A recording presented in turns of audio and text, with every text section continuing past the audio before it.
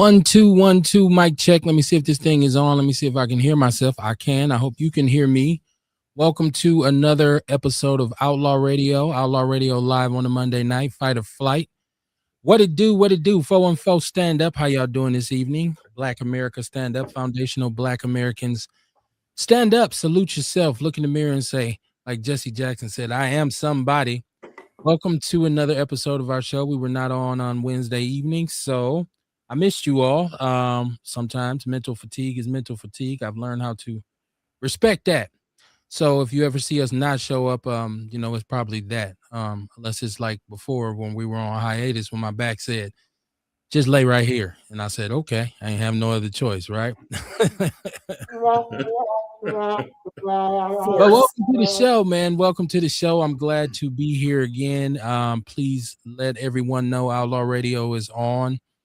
Tell a friend and tell a friend. I am here. I'm not alone. I do have one of my co-hosts with me, Mr. Ian C. Jordan, the fact checker himself. Ian, what it do, man? What's up, dog? How you doing, man?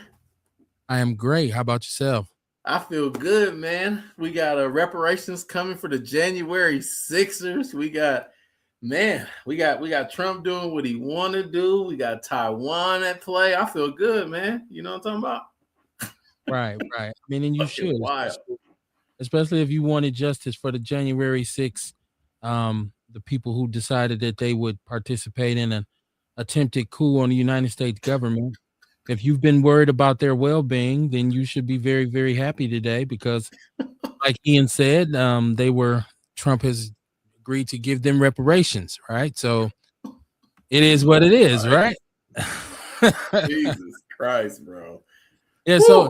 So the ideology here is that you tell foundational Black Americans who endured hundreds of years of every kind of oppression that you've ever imagined in your life that there's no way, shape, form, or fashion that they'll ever receive any reparations. But you got a group of individuals who decided because Trump lost an election that they were going to storm the Capitol. And not only do a lot of them get exonerated in court, now there's money to be given and donated to them in the form of reparations. So give it up for the January 6th rioters. I call them terrorists, but rioters, terrorists, same thing. Right. American heroes. We do have a phone number, and I got to make this clear. We do have a phone for the show. The number is 262-202-5131. That's 262-202-5130. But we also have a chat room. I see Ewok in the chat room early. He said Walk's World. What it do, Ewok out in AZ? I heard it's burning up out there.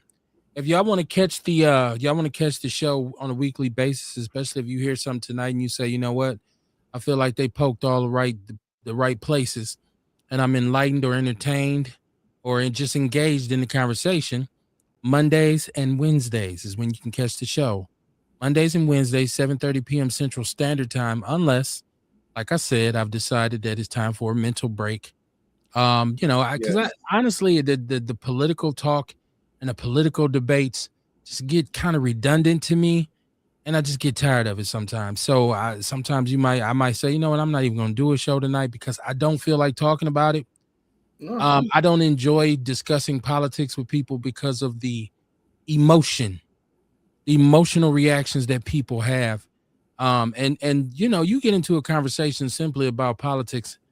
It don't take long for somebody to disrespect or insult you, and you'll be like, "Yo, what the fuck? Like, where we at right now?" So, it's just kind of tiresome. So, yeah. I was gonna say I got a nice little switch for you. I don't know if you knew this though. All I'm gonna say is 2 words: Joey Bosa. Did you hear about that? I did not hear about Joey Bosa yet. Listen to this shit, bro. The Packers are 18 million under the cap or something, right? He's 15 million per year. There you go.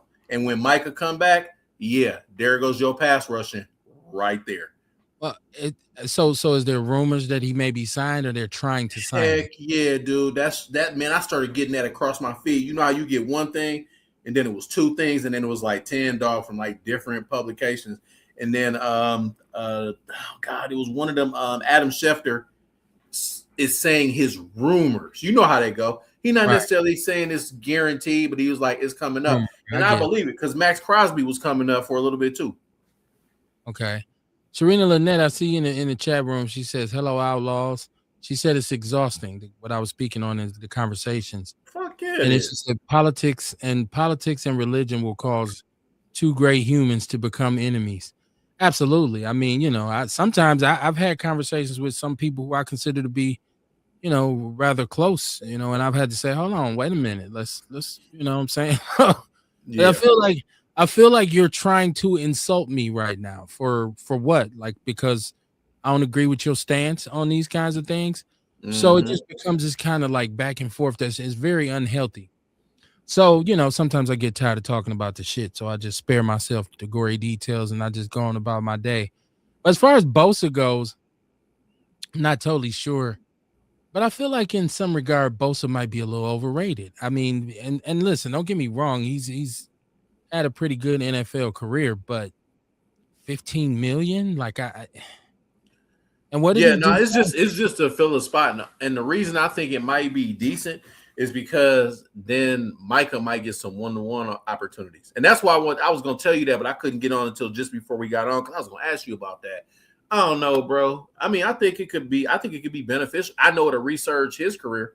If he does well here, you know what I Right, mean. But I don't know, right. dude. Green Bay, man, that shit is. I'm kind of thrown off. I don't know. You know what I'm saying? I don't know. I have no real okay, they're gonna do good this year. How did the draft go last year? Are them players developing?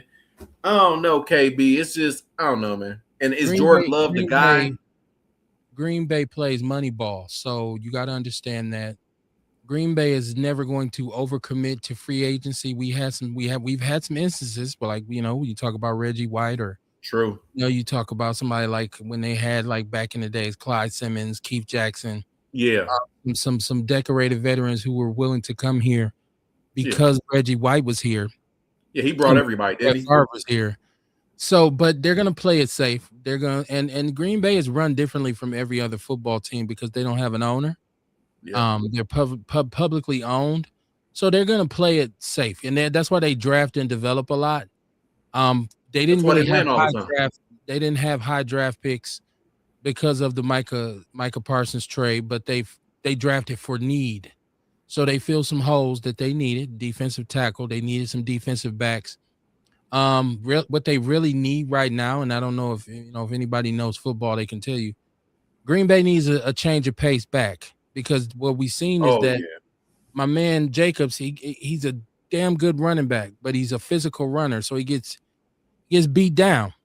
But you got to Yep. have a change of pace back. You have to have a third. You have to have a third down back. You have to have a back who's more speed than power.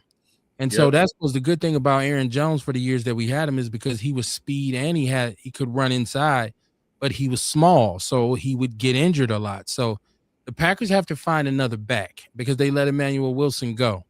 So they got to find another back. And so I wouldn't as opposed to I'm not saying another pass rushers, can't help, but I feel like you've invested enough draft collateral in that over the years. So right now, what you need to find is a speed back. You need a back who can stretch the defense, come out the backfield, Catch. get in the middle of the field. So you got great tight ends. You have a Yeah. power back in Brandon Jacobs, and I know Marshawn Lloyd was supposed to have been that fix, but he hasn't been able to get on the field because he hasn't been able to stay healthy, and that's through no fault of his own. Some reason soft tissue injuries have just derailed his career. But if the Packers are going to commit any of that salary cap money, I don't know about 15 million to Joey Bosa. I think you got to find some free agent back who can be that change of pace back for you, some speed for your Yeah. backfield. So, and they didn't draft. I don't did they draft a back? I'd have to go back and check. I don't know if they I drafted. think they did like in the third or fourth round. But I was gonna say too, dog. Like I was looking at Pittsburgh starting lineup, dog, because it just came across on my feed because football coming up. I was like, damn, A-Rod got Metcalf in them. He got some talent over there, dog. It looked like. Far as with Pittsburgh, they look straight. I'm not saying they're gonna win the Super Bowl, but good little team they got. Yeah, Decent. if Aaron Rodgers even goes back, there was They some said talk he that he they might said not. it's a big chance he going back. They already talking about it in their media. And So, Mike but you're Mike right, he might not. McCarthy, Mike McCarthy is their coach, former Packer coach. He's the Pittsburgh coach, I Yeah, believe. that's love connection. They can make up. They broke Right. up to make up. You know. We'll see. We'll see. I Aaron think if Rodgers. I think if he go back, he know that system. He'll be Aaron straight. I'm Rodgers not saying they're gonna do nothing, but it'll be all right the first 8 or 9 weeks. he's, People be like, he's a "Oh, damn, the diva. magic is back." He's a diva, right? Like so. Yeah, We'll see. all We'll day, see. bro.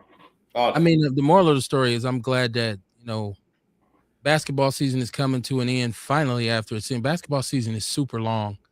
Baseball and basketball are two of the longest damn seasons you can possibly imagine. And it's that blank space now where it's summertime and it's just kind of like baseball, some boxing here and there, some track and field. Even the UFL will be over pretty soon. So you're just kind of waiting on training camp to start. So we want some football. Bro, I didn't So even know the basketball playoffs had started about a month ago. Swear to goodness, yeah, I they're had no already in the idea. conference finals. So they're already in the conference Yeah, I didn't finals. even know that. Serena says, "What's up with Darwin Ham staying with the Bucks?" I have no clue right now. It's too early to tell with the Bucks, but I do have something to say about the Bucks. Ernest says the Bears. Yeah, Ernest is from Chicago. Ewok is from Chicago, so yeah, he's with that Bear I ain't bullshit. mad at him. I ain't mad at Yeah, him. no, I mean, they won some games last year for the They got a first time. good ass quarterback. I know that. Yeah, I mean, they have hope for the first time in I don't know how long. They so. do. He actually good, bro. I've been watching him, man. Dude, good. People be hating because they like to have feelings attached to things and they're not factual. That kid is good. He gonna do good for years to come. Burn injury. He is. Well, he's a good quarterback. He's a great athlete, and he has good feet. But the one thing is, it only takes the NFL a couple months to figure you out. And as Yep. long as he wants to run around like he does, Good he's luck. going to have to get prepared to get the absolute shit knocked out of him. He's going to get tattooed this upcoming season. But the thing is, though, KB, like we're not talking about good athletes on defense, right? We're not talking about good players on defense. Football player, linebackers, pass rushers, strong safeties. These dudes are some of the best athletes in the world. He's going to get leveled quite a few times, and they're going to have to tell him to stay within the pocket because I'm with you. He going to get hurt, bro. I see that happening if he keeps doing what he's doing. It's not going to end well. It's not. No. He's going to learn the lesson. I mean, look at Lamar Jackson in Baltimore. Exactly. You look at all of the running example. quarterbacks, all of the running quarterbacks in the history of the league. They've had some success and some highlights, and so even Vic. But yeah, man, Vic ended up getting his leg broke. He got knocked around. Exactly. That so was horrible to see. Caleb Williams is going to be subject to the same kind of treatment, and then the Bears are going to learn the price of success. Meaning, people are going to come and sign your players away. Coaches are going to leave. You can win 1 year and be up, and then all of a sudden. What about the schedule? The schedule is going to be a tad bit tougher this year. Yeah. So we'll see. We'll see what's going on. Serena said, "Why did I never go to coach? You mean the NFL team, not NHL? Because I didn't play hockey. I wouldn't have been able to coach NA. I coached high school, so Ace Cooley in the chat room. What to do, Ace? I coached 10 years of high school football. You did that shit for a while, didn't you? Yeah, I did it for a while, man. It was great to be around the game. I didn't ever think I would love being a coach, but I ended up enjoying coaching more than I thought I would. Yeah. But the Milwaukee Public Schools kind of wears you out. That's what Carlos said. It's a tiring, it's an exhaustive process. And it's hard to maintain any kind of momentum because of the way the school system is set up. And also the way young people in Milwaukee are kind of, I don't want to say structured, but their makeup. Because football is a very, very demanding game. And football is one of those games where if you don't absolutely love it, you can't really play it. And in order to play it, you have to commit to it, which means it's a year-round thing. You really need to work out in the off season. You need to take care of your body. You need to be careful about eating a bunch of bullshit all the time and not getting rest, especially when you're be LeBron James out here and developing. You really gotta.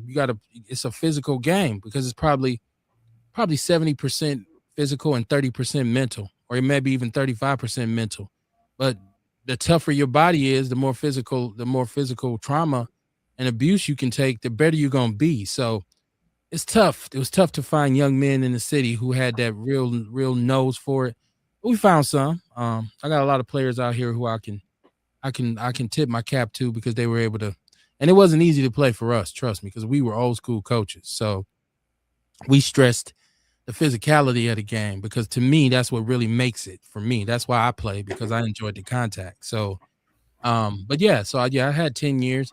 I would have probably coached a little bit longer, but I wanted to see my son play in high Yeah, school. So once he got to high school, I wouldn't have felt good, with somebody else's boy on a Saturday when I could be with him at his with game. yours. You know what I was gonna say, man? Like, if we could, I don't know if you want to, but like, do like a high school, Milwaukee high school football, like expose, like a whole show dedicated to it. That would be tight, dog. We could do enough research on some of the up and coming players, give our predictions. What do we think or whatever after some research? I think that'd be cool, man. Showing them some love too on a platform like this. They probably love that kind of shit. It would be cool. And when I did the Big Black Sports Show, I was Yeah. fortunate enough to bring on a few coaches, because we Coach Tank Larry Purdue was on with me. And Okay. then we had Riley on, my brother Riley, who just took over Vincent basketball, left Menominee Falls and came back to the city. What they looking So like? I don't know yet. I'm sure they're Oh, about to okay. they're about to undergo a makeover if Riley's in the building. So um, you know, but yeah, that would be cool. It's always cool to talk sports, but just like anything else, it's hard to find people who want to commit. People want to be and do and say and show, but they don't want to commit their time. It's hard, especially if you ain't paying them. And I ain't had no bread to pay nobody. So, it's hard to get people to really commit to shit. So that's what happened to my sports show. But I was enjoying doing the Big Black Sports Show once a week. And who knows, one day I might bring it back. You never know who you're gonna meet. She says the NFL. Yeah, I knew what you was talking about. A said the Bears are always gonna suck. Well, I mean, Ben Johnson is a hell of a coach, and so they I got a don't know quarterback. about that one. Yeah, well, let's see. We'll see. That's why they play the games. That's what we say. Shout out to Kevin LaFleur. How you doing, my brother? He said Aaron Rodgers signed a 1-year deal. Oh, so he did sign with Pittsburgh. Okay, So I thought I saw that. the diva is in the building. Okay. Shut up. Right. You a fool. Ace Cooley said, not gonna lie, I miss playing. It was a stress reliever. You know what? I think about this all the time. Play Madden, bro. I wish I could play. I wish I could play one more game. I just sometimes when I'm sitting around thinking about, over the years, all the games I played, I wish I could play one more game. Just for certain small things about the game. Like A said, it was a stress reliever for sure, but it was just the preparation and getting my mind and my body ready for what was to come on Saturday. So I wish I could, man. When football, one of them games where when you get old, it ain't like basketball. I see some old ass geriatric men in the gym shooting around. You don't see that. Now they got this 37U league, which is hilarious. I'm not gonna be able to do nothing. I mean, you could play football if you change a whole bunch of the fucking rules for old dudes in their 50s. But hey, no contact, and no contact, no rushing the quarterback. None of that. All right, go out there and have fun, guys, like you used to. Like, no, it don't work like that. Yeah, well, football is stressful. This is physically stressful. So yeah, good luck to your joints. Good luck to all your soft tissue, your hamstrings, your muscles, all that kind of stuff. Geriatric wheelchair players. Yeah, when you get old, man, that's the stuff that you hurt. Like I know, for out of college, I don't know, 5 years out of college, playing softball at work one day. The first old man injury, my Achilles, boom, popped in half. Mine too. Yeah, I did on my left. My left. Me too. Left so foot. it was, and I know a bunch of other brothers who played high level sports. Old man injury, first thing hit him, Achilles, popping. Like, you got a certain amount of miles on that shit. And it's usually only one. Like my other one never had no issues with it. But I can't dunk no more. I ain't even been able to dunk in years. I can't dunk no more. None of that shit, bro. Nah, it's all good. Yeah. It comes a season where the physicality of it is over. You just sit in front of the TV and yell at the TV after that. I tell everybody, man, go play Madden and all that kind of shit. Oh, hey, he just sent me a picture with him and Tom Massey. Christian Harris, he said, "What's up from Kentucky?" Whoa, what's up, man? What's going on, Christian Harris? They got that election going on down there. He said, "What it do, my brothers? What's up, Earl? How you doing out there, man?" He said, "Fuck Donald Trump and his friends." Thomas Massey ain't one of his friends. Ace says we got to talk about what's going on with Shador Sanders. I don't know. Is that a topic? I haven't Yeah, kept up. apparently he not starting. I think he got benched or some shit. I don't know. Okay. You know, you gotta do what you gotta It is do, what Shador. it is. I mean, you know, we'll see. You funny dog. Yo, We that's got a new crazy, coach. I'm KB. just saying, like, I try not to worry about rich man problems. Like when it's a rich man problem, I Did don't you really worry about it. did you like what you saw when you seen the kid though? I thought he was all right. I thought he was the average rookie quarterback who was highly touted coming out of college. I just had a problem with the fact that nobody treated him like a rookie quarterback because he's Deion's son, because he's a young black male. All this pressure on him to he's got to win the Super Bowl his first year. He got to be an all pro. He got to set passing records. Instead of just letting him grow and develop as a player.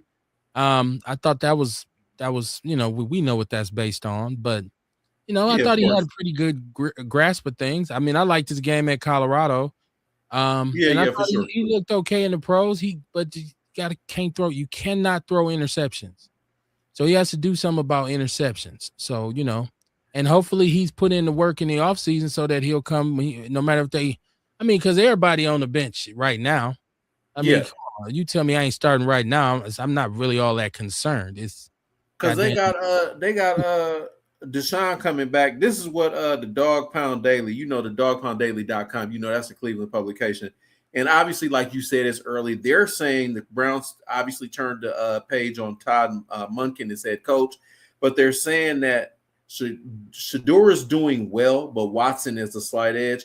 And according to betting markets. And the reason Watson would have the slight edge is because obviously the level of experience and in the games he's played. So that's not so it sounds like it's gonna be 50-50. I don't know, man. I'm kind of excited because I'm gonna get back to watching football. Like I had issues with just the way that they did a lot of quote unquote us, in regard to management positions when it's a lot of brothers that are excellent, highly intelligent.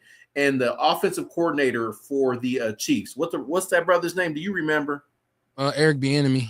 Eric Bieniemy. I thought that he should have had a few more opportunities because he earned them, in my opinion, with that offense. So that's all I was saying. I don't know what he did at Baltimore because I kind of just got turned off by the shit after a while. But I'm gonna start paying attention again. And like I said, my cousin Carlton Williamson played for the 49ers, played with Joe Montana. He has 3 Super Bowl rings. My uncle Bobby Jackson played for the Broncos. So I've been around the sport a long time and got family members that actually played at the highest level. Listen to them talk.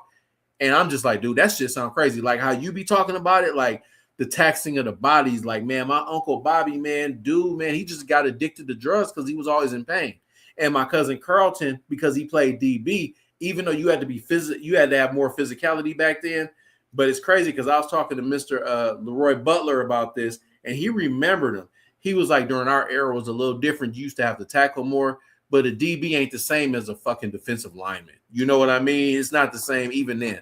So, yeah, man, it's just a crazy game, man. I think it's beautiful. I support it for the players. I want to start tuning in for the players because I know if we watch, then, they have their, do and say. Just like with the UFC, the players, I just had an issue with Dana White because of the, his associations with the current administration. So I haven't watched UFC in a while. But yeah, man, I'm excited to get back paying attention to it or whatever because I ain't really paid attention the past few years, man, to the NFL specifically. NFL is horrible. It's one of the most horrible good old boy networks you're ever gonna find, man. And in terms of how these players are treated, I mean, you talk about the definition of being treated like cattle. Yes. A lot of these brothers walk away from this game broken in half, man. Like seriously. And like you alluded to, a lot of them end up entertaining drugs and alcohol because of the pain that they're in. Because like I said, your body is decimated and devastated. So a lot of them do end up. And then this CTE thing is crazy. Yes. So this billion, it's the top sports league in this country. You have hundreds of billions of dollars generated. They don't even have guaranteed contracts. That shit wild, bro. That's wild. Yeah. So that's why I'm like you. I stopped supporting the NFL like I used to. Yeah, for sure. I only watch Packer games. I don't watch any other team. I refuse to buy any merchandising. You won't see me with a jersey on. I don't own anything with a Green Bay logo.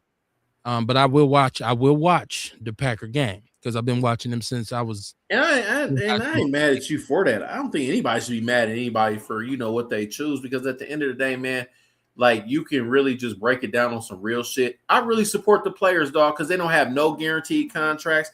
That league make so much freaking money, like you just said. They make so much money, and the players just get a smidgelet of it, and people are like, oh, just shut up and play. How about if you go to your job and they say, you know what, Sam, instead of making your $30 an hour, how about you work for minimum wage and shut up and just work? You know what I'm saying? It's bogus as hell. Just like with fighting, bro. Just like with boxers. Same exact thing. I love to see, in the words of Tupac, I got love for any motherfucker getting money. I love it. For real. I mean, I love the game of football as well. I think it's one of the greatest games ever conceived. Yeah, it is, bro. I watch old shit all the And it time. saved my life. So I watch the game for the game, but I don't support any other team except the Packers because of the callous nature of the NFL. Now I seen. Let me go to the chat room. I see Kerry Walker Jones in the chat room. She said, I got a new viewer on, and she said, is this gonna be an all sports show?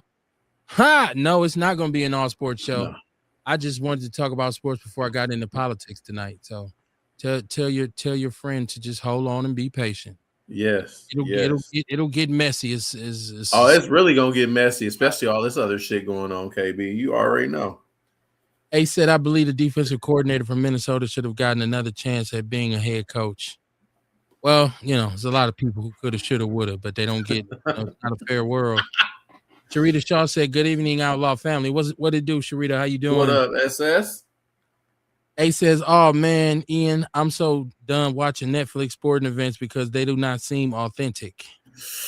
See, and he not wrong, and I know he's referring to the card that the Ronda Rousey fight this weekend, and you're right, but at the same time, you have to understand when they do these matchups. Like, for instance, just far as from a fighting perspective, I've been around the sport a long time.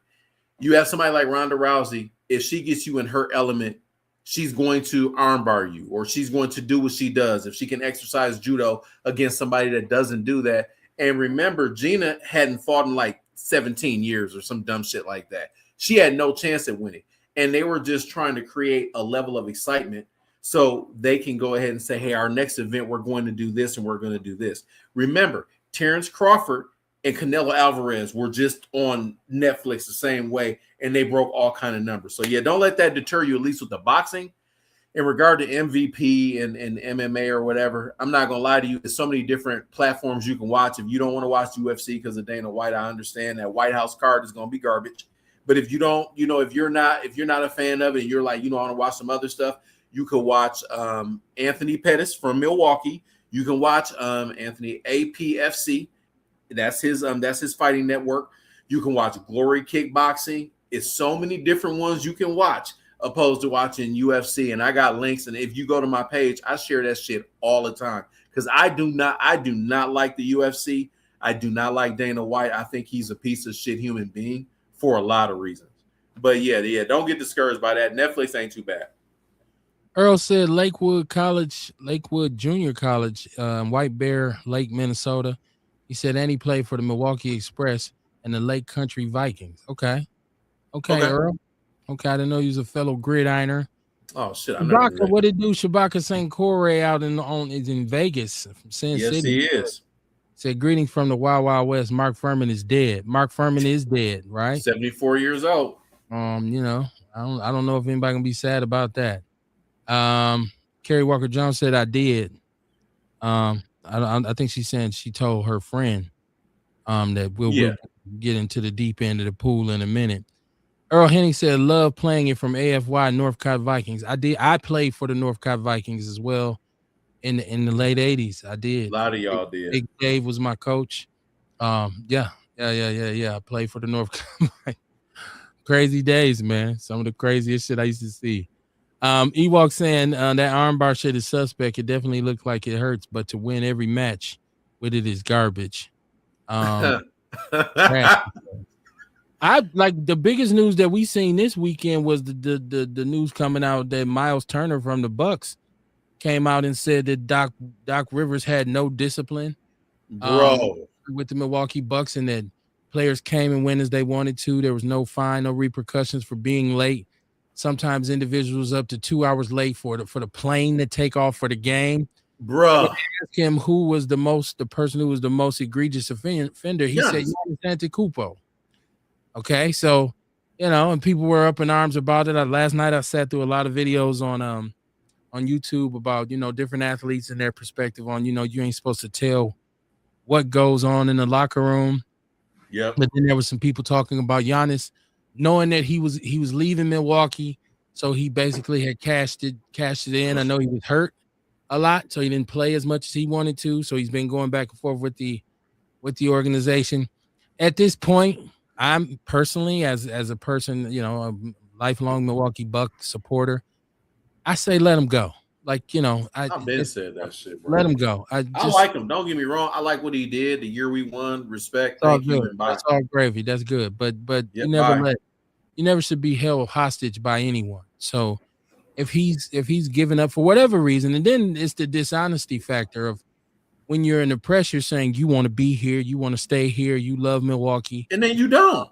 And then behind closed doors, you saying trade me, like we say in the hood, man, get the fuck on. Go ahead. Go on about your business. Did you see the new thing that they trying to push for? Talking about, man, get LeBron to come to get Giannis to stay. Giannis gonna be hurt a third of the year, and LeBron gonna be carrying the team at 58 years old? No, bro, get the fuck out of here with that shit. Well, that's very funny because the Los Angeles Lakers just got swept, and I was in Westside. Okay, see, yeah. Me and my best friend Westside Zeladine, we was chilling Saturday, and I know when we get to talking about sports, I know that he's a LA guy. So he grew up in LA, and so he loves the Lakers. And so he was absolutely bad mouthing the shit out of LeBron, like just talking, just basically saying he was trash, he was done. And I started to think about, like, it's crazy how much vitriol is thrown LeBron's way. Like, you have people who actually say LeBron ain't shit. He only got 4 rings. And I'm sitting here thinking, like, you know how many NBA teams don't have a championship at all? Or how many great Hall of Fame different organizations too don't have a championship? Hall of Fame players who were all-time greats. And he got 4. But, his criticism of LeBron was that he wasn't really pulling his weight in Los Angeles. I didn't watch enough basketball to know. I'm not really that much of a basketball supporter, and definitely not a Laker, like watching Laker games. Oh, yeah. Funny how critical people are of LeBron. Like, people actually have developed a hate relationship with him. The thing about LeBron, his problem is because he set the bar so high. Honestly, let's keep it 100. He ain't shit. To go to 3 different organizations, win a championship at each one, all-time leading scorer, whatever. The Lakers didn't have their last championship is with LeBron, but he ain't shit though. He overrated. He's overhyped. What's the other stuff I've read about this brother?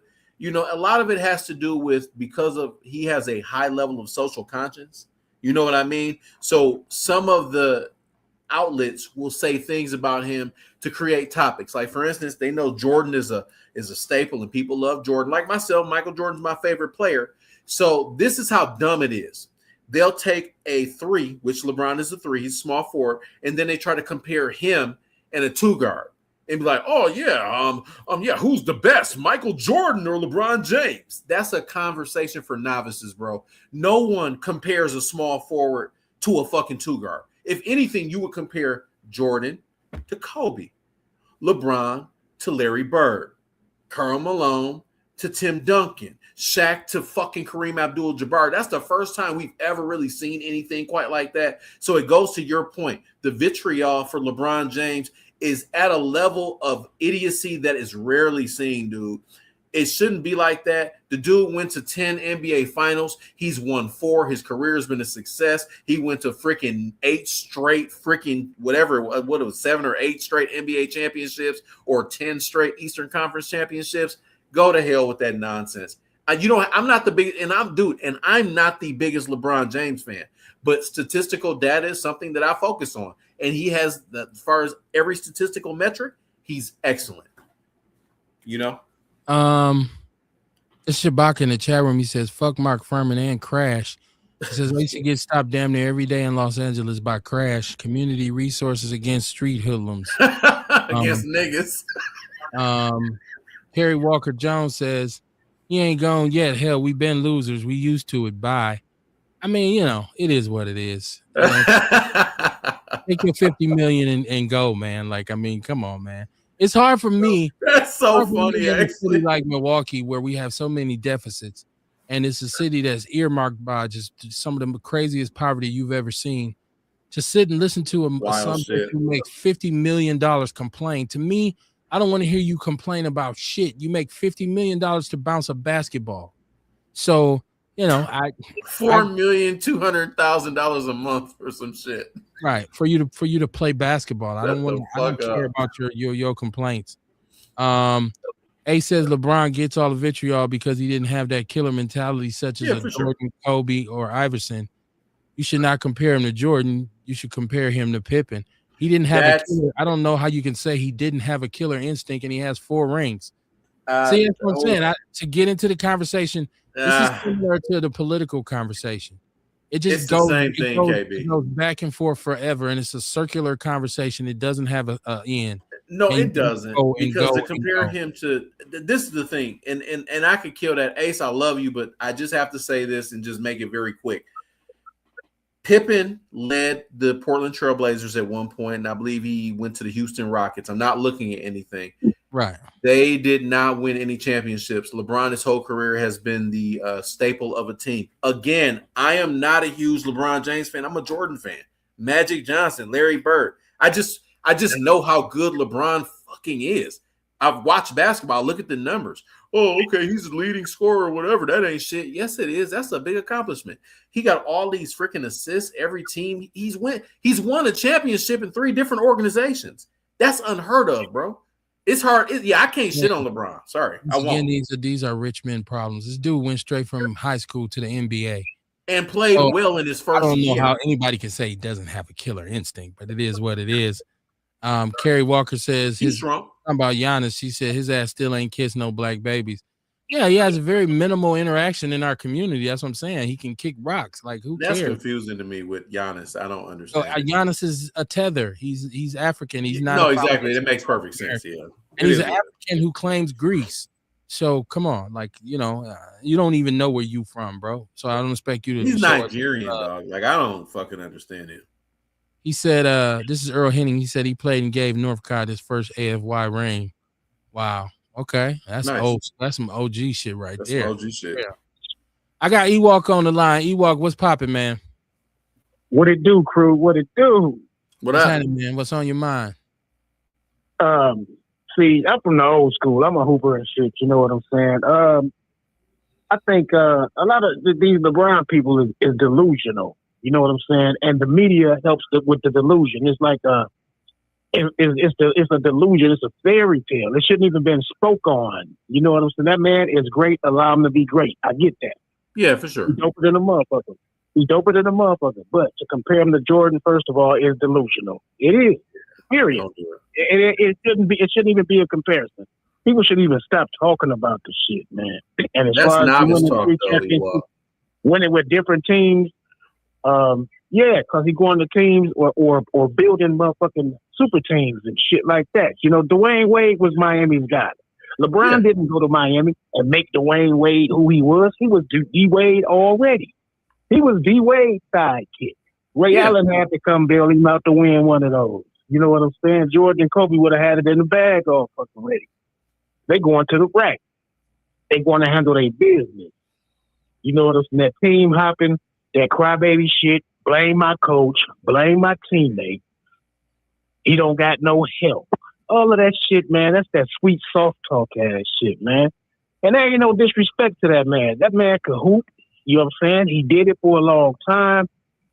So just because you say there's no comparison to him and Jordan, it don't mean you are hating on him. That motherfucker want to talk that he hating. As soon as you point out something about LeBron, you just a hater. Yeah. As soon as you say that you hate. Well, I can tell you for sure if you the bore witness to the conversation I just had with my partner on Saturday night, it damn sure sounded like some hate. Like it sounded like personal shit. Like he wanted to see that man outside and behind the arena So, and a lot of people talk like that about LeBron. Like, you know, and they shouldn't, bro. Like the media made a lot of this shit the way it is because LeBron wore the 23 and Jordan was his idol and shit. Like it's certain things. Like for instance, you will never confuse Spike Lee with Donald Trump. Like you see them in a room, you ain't gonna be like, oh man, they look. Which one is which? I don't even entertain the people. I think if you bring up Jordan and LeBron comparisons, you a novice. You clearly don't understand the sport. There's not a comparison. And especially on a championship level, Michael Jordan has the highest points per game, never went to a game 7 in the NBA finals. That's a joke. I won't even entertain that shit, bro. I'm not saying that Jordan is better than LeBron because that depends on how you look at it. LeBron statistically has the best NBA career ever. That's not arguable. It's a fact.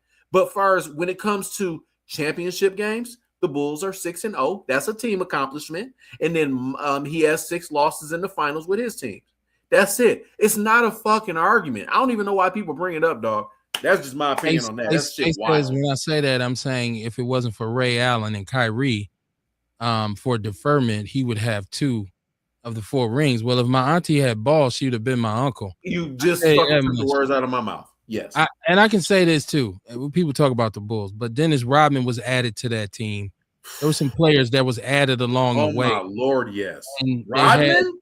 They had, I mean, it was a super team as well. It wasn't like that team didn't have talent and then Jordan and Pippen just carried. They had talent, and there was that's wild work when people say that shit too. Oakley and stuff like that. And plus the coach, you had probably the best, arguably one of the best coaches of every little thing counts, but you know, Rodman, really? Yeah, every little thing counts. But shit, Rodman. Did he just say Rodman, really?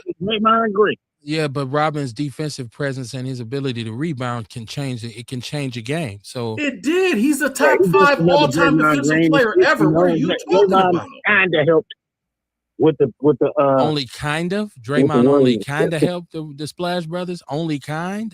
Like, no, bro. No, he was. Put somebody else in there. They still the one. I don't know. Yeah, you doing the what ifs, and I understand where you coming from. Far as like having like what do they call it? Hypothetical debates. I get that, but far as the reality of it, Dennis Rodman had 2 championships and played with the Bad Boy Pistons back to back. They added him to a team with 2 top 50 players already, and they had everything else around them, and arguably the best coach of all time. Hell yeah, and they won 3 straight after that. They wouldn't have won that shit without Rodman, bro. Sorry. And Dwayne Wade. Come on, you gotta acknowledge the difference. There's a difference between getting Rodman and then going to play, running to play with Chris Bosh and D Wade. Oh no, my point. No, I'm not comparing that. Hold on, my point was people talk about LeBron going to other stacked teams when I'm saying that the Bulls were a stacked team as well, and they wouldn't hesitate to add a piece. I mean, you get Kukoc and all these. They're gonna add up. They wouldn't hesitate to add a piece if they needed it. So that's what all teams supposed to do. Well, so okay, you want to play running 2001 Bucks to another team. Though if that's what they're all supposed to do, then we can't fault LeBron for going to a different team where it was talented. The 2001 Milwaukee Bucks were stacked. That's Bulls. Right. The 90s Bulls were a super team, especially that second three-peat. They were a super team, bro. They had jump shooters. They had Jordan. They had Pippen. They had freaking Rodman, who's a top all-NBA 50 player. Pippen is a top all-NBA 50 player. Jordan is a top 10 all-time player. What's the bully name that they had? Oakley? That was before they had the championship runs. But yeah, they had Ron Harper as well. And they Ron Harper? Right. So, you know. Come on, bro. Do they understand how good Ron Harper actually was when he was in Cleveland, bro? A lot of and people the clip don't. show. Come on, man. You know. Ace, I see you. They pieced that team. They pieced that team together and shit. They didn't just all of them jumped on one fucking team. They pieced that. They put pieces together. They added pieces. I mean, a building is building. Whether you do it all, you do it over a period of time. Ace, I see Ace jumped on the line. Ace, what's popping, man? Hey man, what's cracking, bro? Shit, man. Hey man, I wouldn't say. I think y'all took me the wrong way. I mean, I don't know how to write online, and I don't know about your auntie's balls and shit. But That was funny as hell, by the way. I don't actually What I'm have an auntie with balls, but if she had some, she'd be my uncle. If I had one who had balls, she would be no, my uncle. so She what would I'm saying, no longer be referred to no, as I hear you. auntie. What I was saying, what I was saying when I was talking about the comparison, you know, yeah, of course they both got great careers, but when it came down to like that last shot, and who, you know, Jordan was like, "I'm taking it. You get the ball to me. This is me." You know what I'm saying? He was the buzzer beater king. You know what I'm saying? Where But LeBron didn't hit more game winners. LeBron, he was deferring. I'm not even a LeBron fan. I can't hear you. Once again, this is similar to a conversation about Trump. Yes, it is. It gets down to what your perspective is, and it's largely based on your opinion. Yeah. And I wish people understood that a lot of times when we have discussions, and I'm not talking about anybody specifically on this panel, but period in life, most of the times when you're going back and forth with someone and you're having a spirited conversation or a debate, it's your opinion. I don't think a lot of people can really just accept the fact that this is my opinion, right? Like, and you got people who get so passionate about their opinion that they get really riled up, man. Like, you know, that's why I say, man, I back off conversations about politics. So like the whole thing with Donald Trump, right?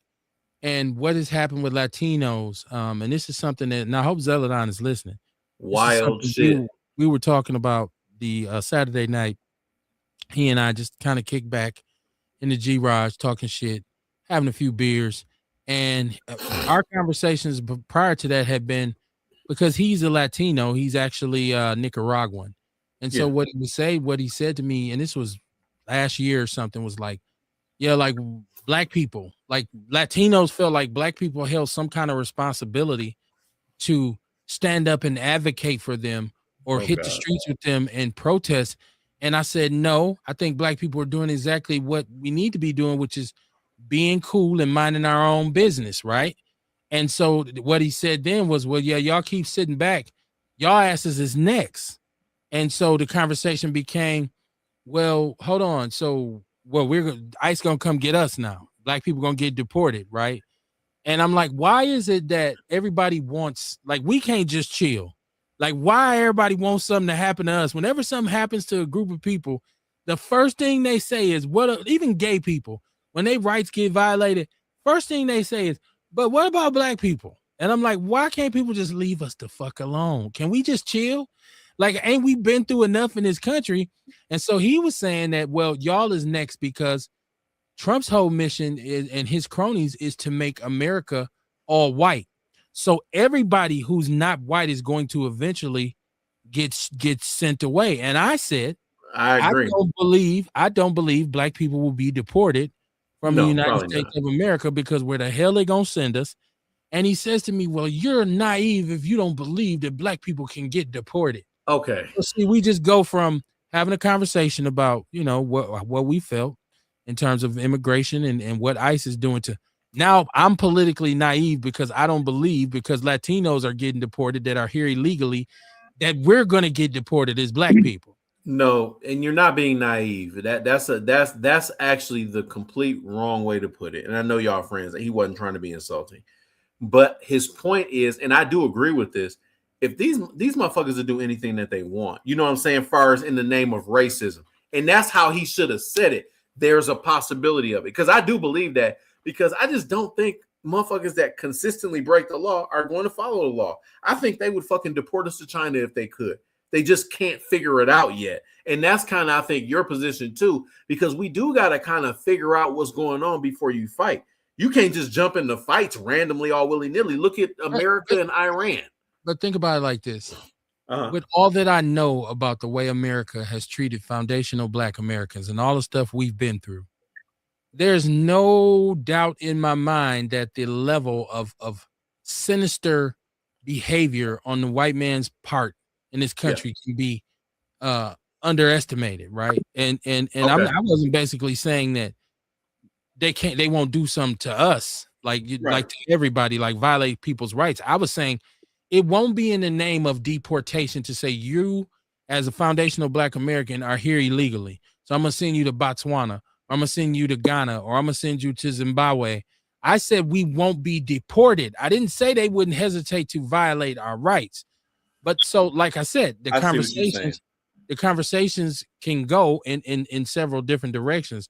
And like I know that's the homie, that's my brother right there. So I know he wasn't really trying to, he wasn't trying to. He wasn't. He wasn't. It don't even sound like he was. What he was trying to do is he was trying to get his point across that he feels like Trump and the Republicans, the GOP's mission is to violate everybody's rights who's not white, which I totally get. I think I've been one of the main ones saying for the longest, he's a white nationalist with a white nationalist agenda, and that I believe racism was at the bottom of a lot of the things he does.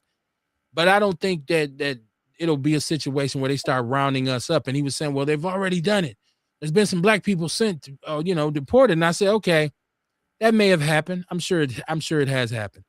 It's been some situations where people who weren't supposed to be deported were grabbed by ICE and taken away.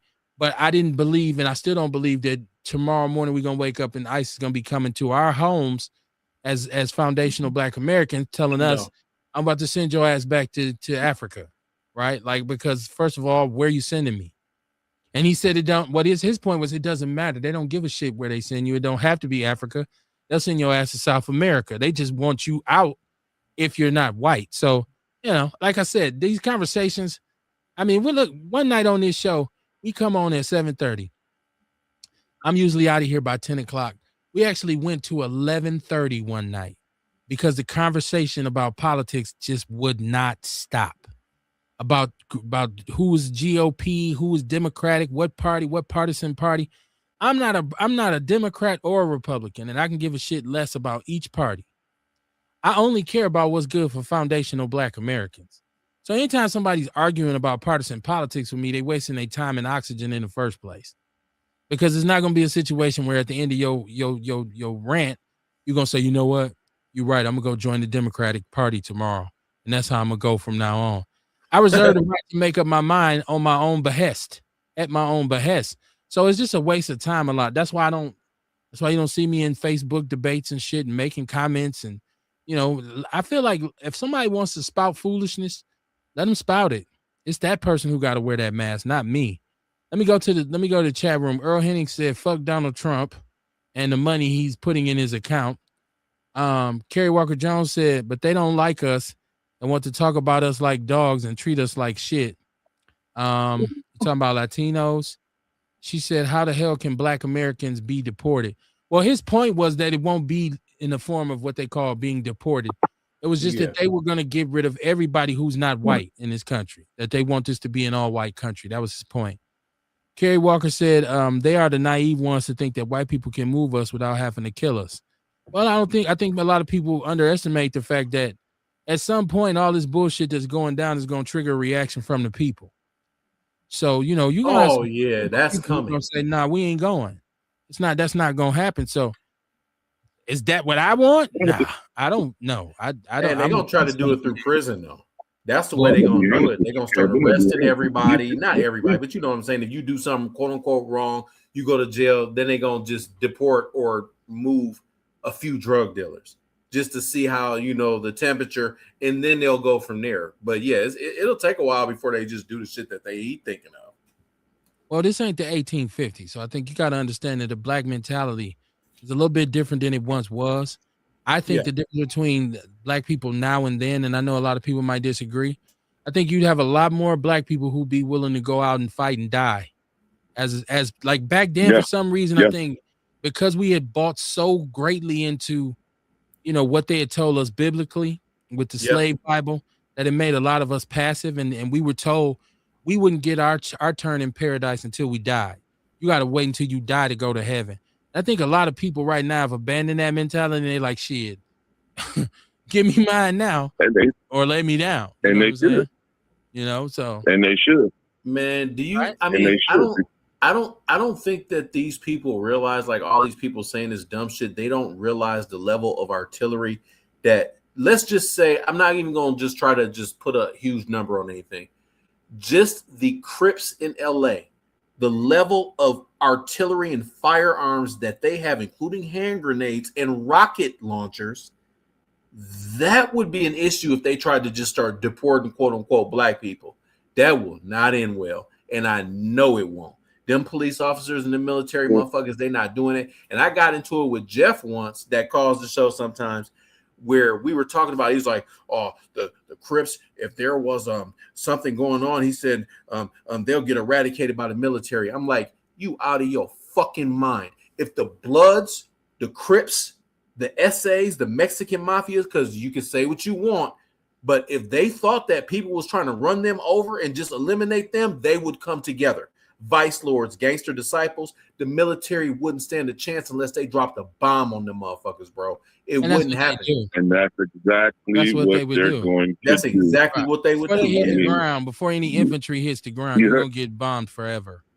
So, yeah. You know what I'm saying? Because they ain't winning nothing on the ground at all. They ain't winning. Sharita said, boogeyman us to death. Earl Henning said, black Mexicans. Yeah. He's saying some wild shit because I don't even know what that means. That's Earl, man. Earl is the resident. He's a resident. That's my man.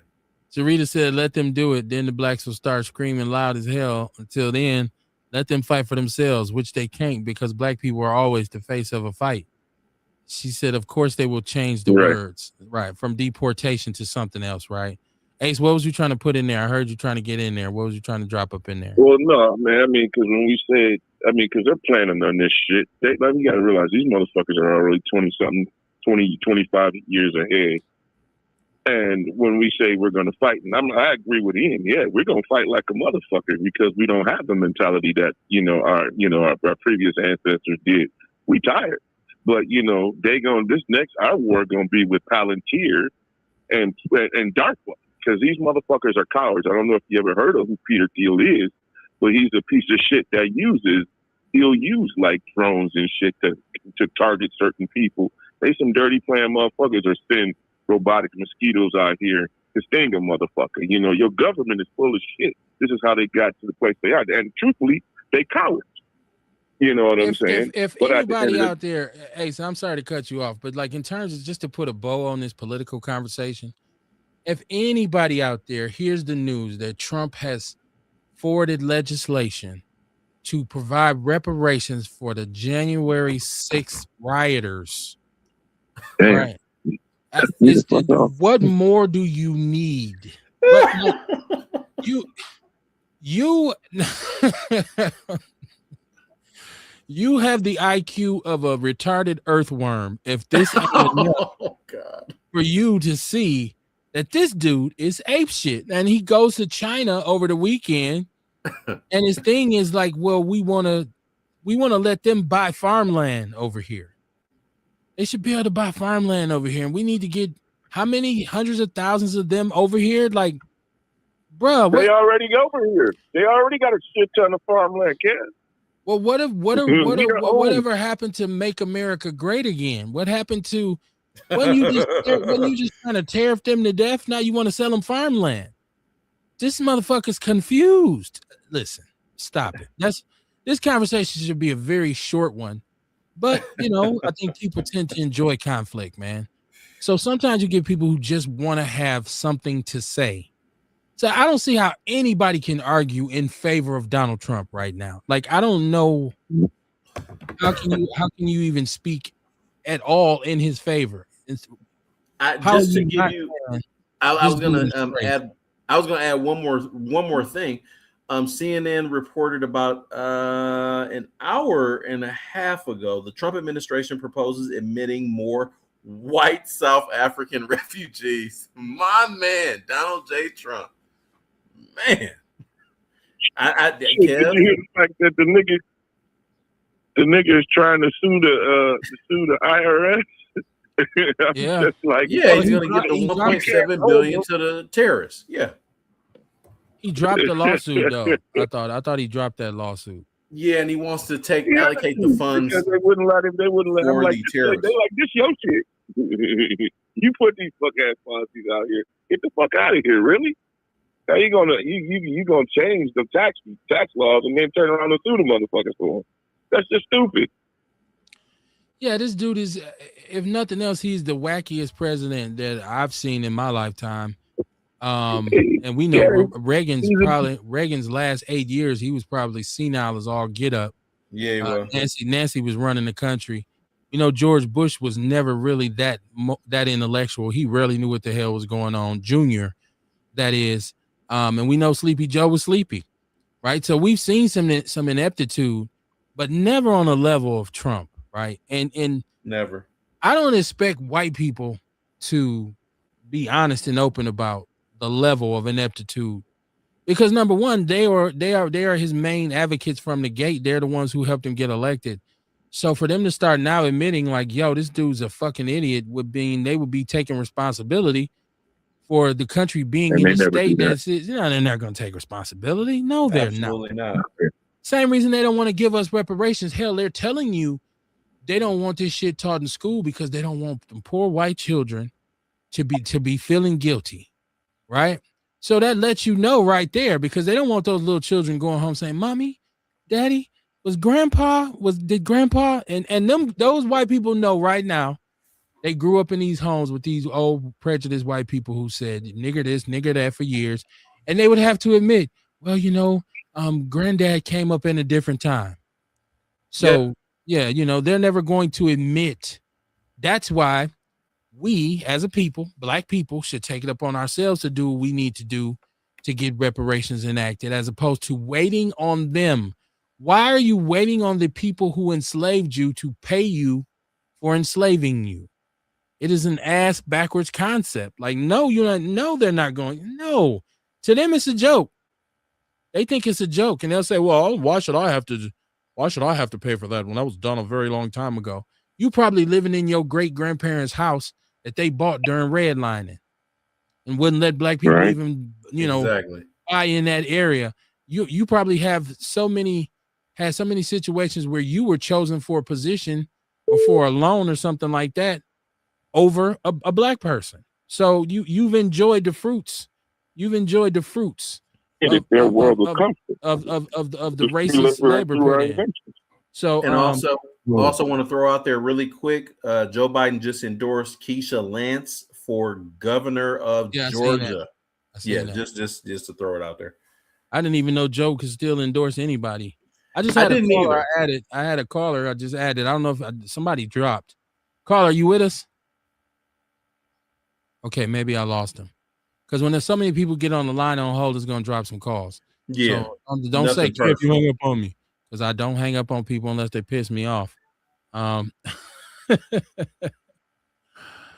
Oh, caller, you are live on Outlaw Radio. What's your name? Where are you calling from? Damn, boy, y'all hung up on me. God damn, boy, what's going on? What'd I just say? Somebody going to say I hung up on them. I don't hang up on people. The phone drops when so many people get in the queue, is going to drop somebody. What's going on, Dion? Well, nothing, man.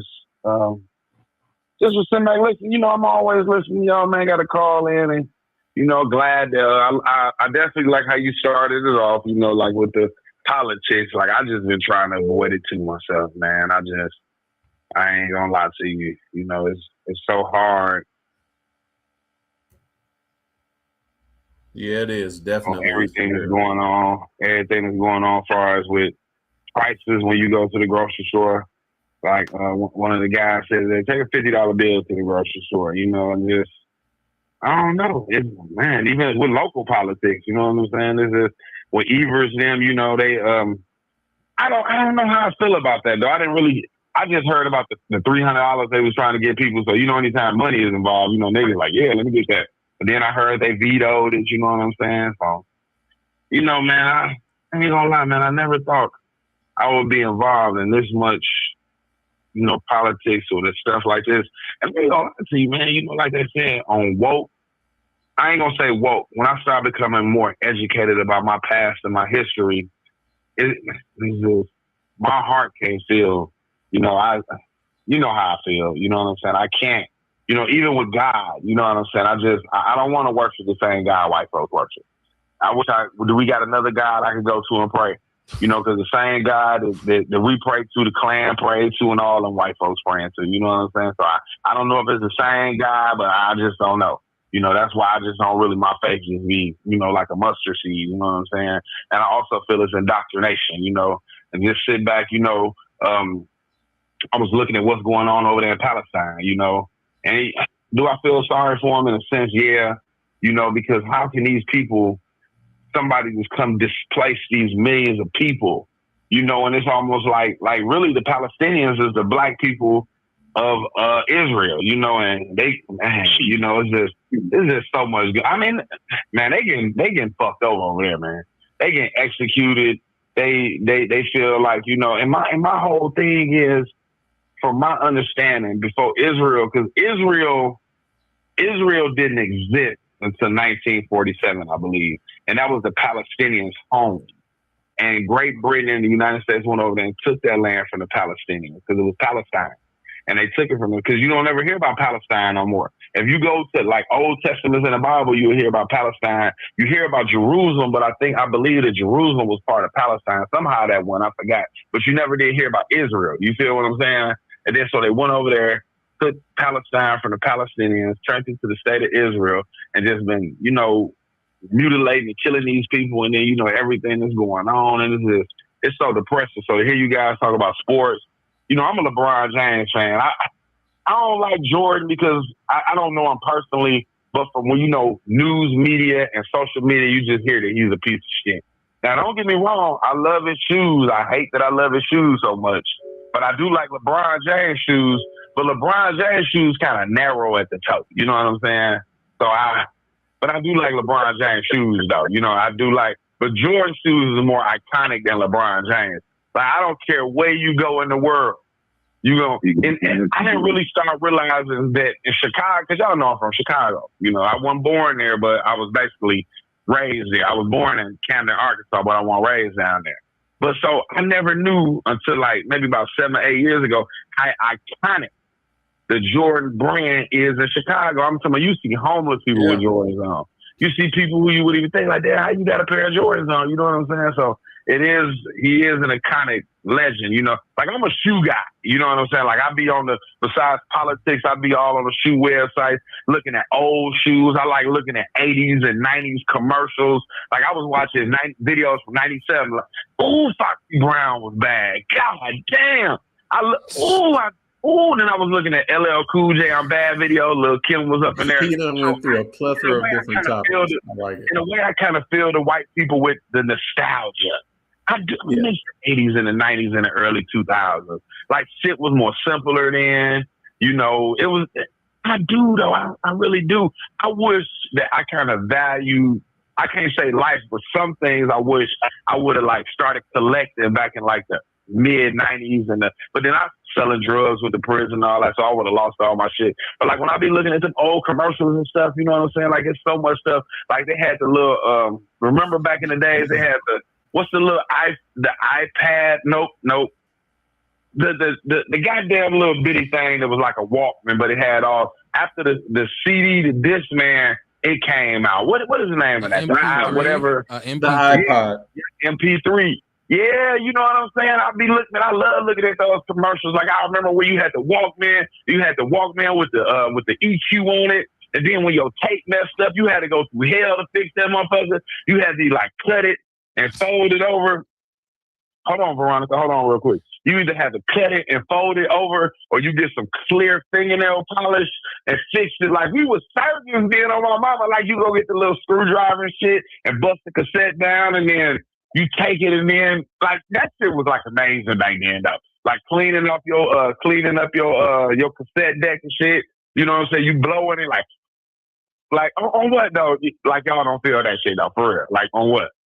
Well, I mean, you've been real nostalgic. I remember the days you're talking about, but I mean, that was an inconvenience for me, especially if I just bought a tape and I'm trying to rewind it and the damn tape snaps. Oh, I'm gonna have to go back to Audio Vibes and spend $10.45 on another cassette because I wasn't really the one taking those shit apart, taping it back together. But I definitely, I mean, I miss the simplicity of the 1990s, especially the mid to late 90s. I mean, I think it has a lot to do with where I was at. I mean, I was a young adult. I just was a young man. I turned over 21 finally, was on my own, going to school, learning a lot about life, learning how to do what I need to do. And so, and a lot of the people who I was friends with and who were my acquaintances at the time, I missed those interactions too, because I feel like I used to be way, way more open to friends, to new friends, and to friendships than I am now. Like I'm so right now when it comes to people, it's so hard for me to trust anybody. Like, and I wasn't After that way. 2016, that's what happened. I wasn't like that then. Back in the days, I was like, whatever, it is what it is. Nowadays, I just like I don't have time for the bullshit. And if you allow an individual to put you through put you in some bullshit, they won't hesitate to get you mixed up in it.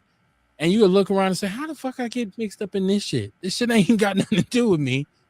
Or it's not, it might be built on a false pretense. So, but yeah, I reminisce about stuff like that all the time. Hey, Kev, and then I always be hearing you talk about, man, I kind of like then and this, that, and the other. But my whole thing about that, when I think about it, I shut down and really think about it.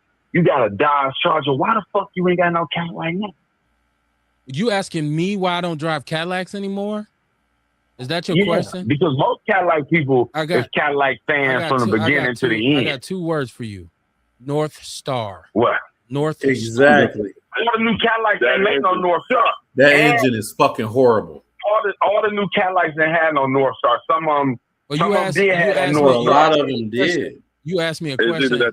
It's either that North Star or that 3800. You asked me a question, and I'm going to ask you to let me answer. Yeah, that is true. Let me answer it. Okay. First of all, the HT 4100 from the 80s, up until they got to the 5.0 liter engine, which I also had in the 88 because I had 88 Sedan DeVille, up to the North Star, and almost every person I know who had the North Star in the Sedan DeVille, which I had, year 2000. I think the last one I bought was a 2000. This was a while ago. That shows you how long I stopped riding them. I had like 5 of them in a row. But every person who I know who owned the North Star, the head gaskets went out. The head gaskets went out. The engine ran warm. It ran hot. It's an aluminum block. If it runs hot, it's going to warp, and then it's basically a wrap. Yeah. It's basically a wrap. Yeah, so you're right. Once I paid for the last one I had, once I paid for it, I went into Chevy trucks. So my intention was to keep a Chevy truck for as long as I could. However, when I did go to get me a new car, what I soon discovered, and I think that I probably bought my car at the wrong time. My wife always says we bought our new cars at the wrong time. They wanted so much for a used Chevy truck. And I'm talking about, I was looking at Silverados and Tahoes with 70,000 miles on them. And some of them were $40,000. I was like, there's no possible way I'm going to do this. There was no way. Bro, when it comes to them Chevy trucks, I still have it. I have a 2003 LT Chevy Suburban. It has, as far as the bigger engine, the V8, dog, that is one of the best vehicles I've ever had in my life. I'm with you. I love Chevy trucks. I think they're underrated. I think that the long-term durability, you can have them forever, but that explains why they try to charge so much. But like if you get the not the LT Suburban, because I'm not looking at anything right now, but the one right below it, those are the ones where you have issues with the engine, the head gasket, and all those kinds of things, and the piston issue. But if you get the one that's just made the higher end one, you're right. You won't have any issues, but you're going to pay a pretty penny for it. But I'm not going to lie. It's worth it, though. I'm just saying, if your heart's desire is on that and you have the funds to get it, like you said, if you don't care about what it costs, it's perfect to have. But as an everyday vehicle, like you could have one of those Cadillacs. You can have a 2000 freaking Sedan DeVille if you're not driving it every day. Because if you driving it every day and that's your everyday vehicle and the engine gets hot and it warps, you're right. That is problem. You'll have head gasket issues. I mean, back then, what did it cost to get the head gasket replaced? I'll tell you something else. And anybody who's ever driven a Cadillac on a consistent basis will tell you this. Oh, God. When you pop the hood to that motherfucker, you about to spend some money. Yeah, so absolutely. When I would take just to get an oil change and go to No Dale or go to Crest, don't let them come back and say, yeah, well, we seen something else under there. Because I remember one time I went to get my oil change, and he came back and he said, well, we looked and there's some leakage by your water pump. So we want to do the water pump. Now I understood from my Sedan DeVille with the 5.0 liter. Yeah. a $1,400. I left. I vividly remember leaving the Cadillac dealership that day, and I had dropped $1,700. And this is the thing. Between the water pump and then what I actually went there for, which was an oil change. So it's very expensive. Now, if you want to ride Cadillac, this is my thing to you. And I'm not saying that I won't get another one day. No. Cadillac without a warranty is like taking it with no toilet paper. It's just the most frustrating thing you're ever going to encounter. Bro. If you got a warranty for your Cadillac and you got a newer model and you can take it back and forth to the dealership, you good. You can afford it. Yes, you're good. It's one of the best cars. I mean, especially for it highway. It's beautiful and it's beautiful too, bro. Like I noticed too, like because I used to be I was a service advisor for a few years, and I worked for Subaru and I worked for Kia. And honestly, man, when somebody would come in there and you do the MPI, you do the multi-point inspection and shit, and when you see leaks, I would always tell people I never would recommend us to fix anything, especially I was like, go to a Cadillac dealer. I'm like, there. I'm not saying we could. My switch up was to Dodge because I always loved the Challenger and the Charger. I thought they were beautifully made cars. They are.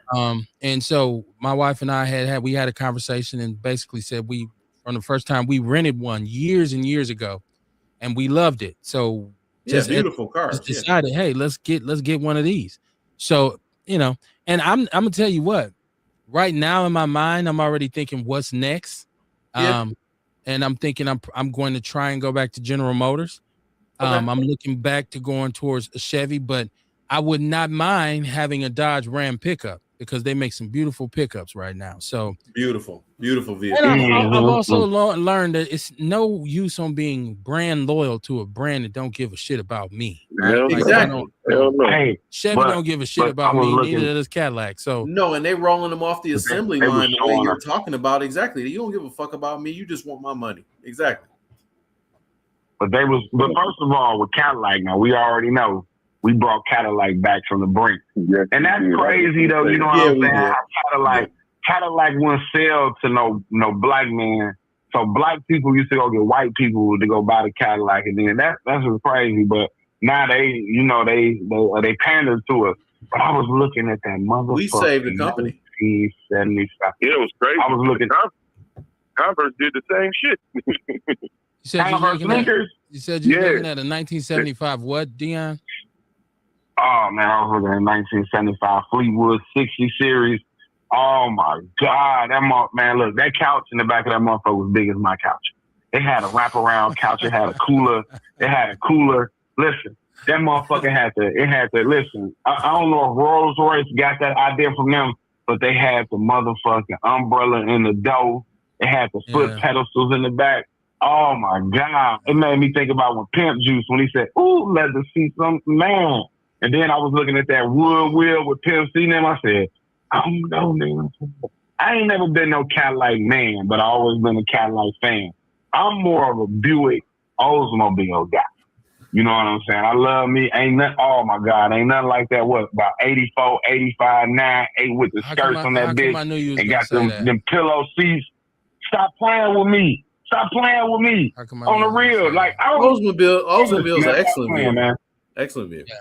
My brother had a black one. My brother had a black one with maroon leather seats, with the moon roof or the rag top. My Lord. It was ridiculous. Yeah, it was nice. It was a nice car. 9.8, dog. Hell yeah, I know it was. But he replaced that motor twice though, so there's that. What in the Oldsmobile? He had a 307, 305. 305. Kerry Walker Jones said any grown ass man that wants she said that wants a ballot on is the definition of unhinged. A ballot on? Kerry, I think we got mixed up on what you meant there. Yeah, I'm not sure about that one. Hold on, let me go back, y'all. I want to catch up the chat room. She said next time the motherfucker will want us to pick out a ball gown. Sharita said, I wouldn't say the wackiest. He's just the loudest and wrong. At least he's talking. The worst political figure to me is someone who doesn't say shit. Presidentially, though, we haven't seen that in our time. She said, pray to the spirit. Okay. I ain't got nothing against that. Kerry Walker said, Dion Show know how to come on. She said, Dion Show know how to come in late and run that shit back. LOL. That's funny. This is plenty in the chat room. I was behind. This is why I always had to go back and make sure that I can catch it. Yeah. She said this nigga missed the show. He talked about 10 different things in 1 minute. Blame it on Kev. Right, blame it on Kev. Why not? Why not blame everything? I don't. The One thing nigga I you learned love a to long hate. time ago, but the first time I turned this microphone on, I knew if some go left with this show, blame it on Kev. That is fine. It's not an issue. It's not an issue. I got wide shoulders for a reason. Erica Hunt said, "What up, Outlaws? What up, Erica? I see you had some health issues going on. Hope you're doing better. Thank you for tuning in." She said, "I love my Chevy Tahoe. It was 2004. It died on me in 2019. 15 years. Rita said, she said with the ashtray. I think she's talking about the Cadillac. Erica Hunt said, but I'm enjoying my 2017 Chrysler Pacifica, and I'm the second owner. It's doing me some justice, but every time I need to get it fixed, it costs me $1,000 or better. I just totaled out my 2020 Chevy Malibu. Malibu is a good car. Okay. Easy to fix. Good car. Listen, I don't have any problem with what right now. Mopar is cool for me. Yeah, for sure. And it ain't like I got a Hellcat, so it ain't the wear and tear in it. I got a V6, like 4-wheel drive. I'm more practical than anything else. It's been a great ride for me. I love it. It ain't no issue, because once again, I'm no longer brand loyal to some shit that ain't loyal to me. No. I made a pledge to myself a long time ago. I'm never gonna love something that don't love me back. I'm never gonna become hooked in it, and that's why I'm believing partisan politics. I'm not gonna be ready to go to war with no motherfucker over a party that don't give a shit about me. So it's the same way with me with cars. Now I tell you what I do like, and I'm trying to get some financial clarification here. Yeah, man, say I'm in between blessings, but I have a 1971 Chevrolet Monte Carlo, first generation. Oh my Lord, I had an 88 one. Is one of the most beautiful cars, and I used to drive it as my everyday car. And if I charge my battery, I can go out there right now. This car is 50 plus years old. It will start right up, right? And I've got a bunch and of it's going to done to it. And people, my nephews, cousins, everybody in my family. What the hell you gonna do with the car, man? Let me get the car, man. I'm not gonna do shit with it. Stop asking me. Right, it's where it's gonna be until I decide to finish what I want to do with it. It needs some touch-up paint. I would want to do the suspension over. But as far as a drive goes, I used to love driving that car every day, just because that 350, it was just something else. And those motors, you can't drive it every day though. No, you can't, because it got a carburetor on it, and those motors are metal blocks. So you ain't gonna you can run that thing hot, you straight. It ain't like the Cadillac where it's gonna be, your block is gonna be warped. But I'm looking forward to the day when I can finally get my baby back out here on the streets and run her again. This is where losing my brother, rest in peace to Bear Meat. This is one of the things that hurt me the most, is because I think he actually loved that car more than I did, because he could not stand to see it just sitting in the garage. Probably he was a mechanic. My brother was a mechanic. So my brother was? Yeah, so he come over here in the summer and say, "Hey man, go get the keys." And he popped the hood. To look at He popped the hood. Before I know it, he got the car outside the garage. I'm like, "What you doing, man? You bullshitting!" Like, my brother had your head over that shit. He had to see me do anything other than put money into the car, right? Like, so everybody know me. I'm a gun fanatic. Your brother was a real one. I'm an RC fanatic. So if my brother see me, yeah, motherfucker, you bought another RC. You could have used that money to do this on the Monte Carlo. And I used to tell him, he was right, Mr. Barnes. Shit, he's right. God, stop playing RCs and put money into the 71. Man, listen, I used to tell him I do what makes me happy. Absolutely. And hold on. Speaking of happy and hardships, really quick. Hardship withdrawals from 401k accounts just hit a record up to 252% since COVID, because everyday bills are eating people's retirement savings. I just wanted to add that came across the get your shit out. Okay. Yeah.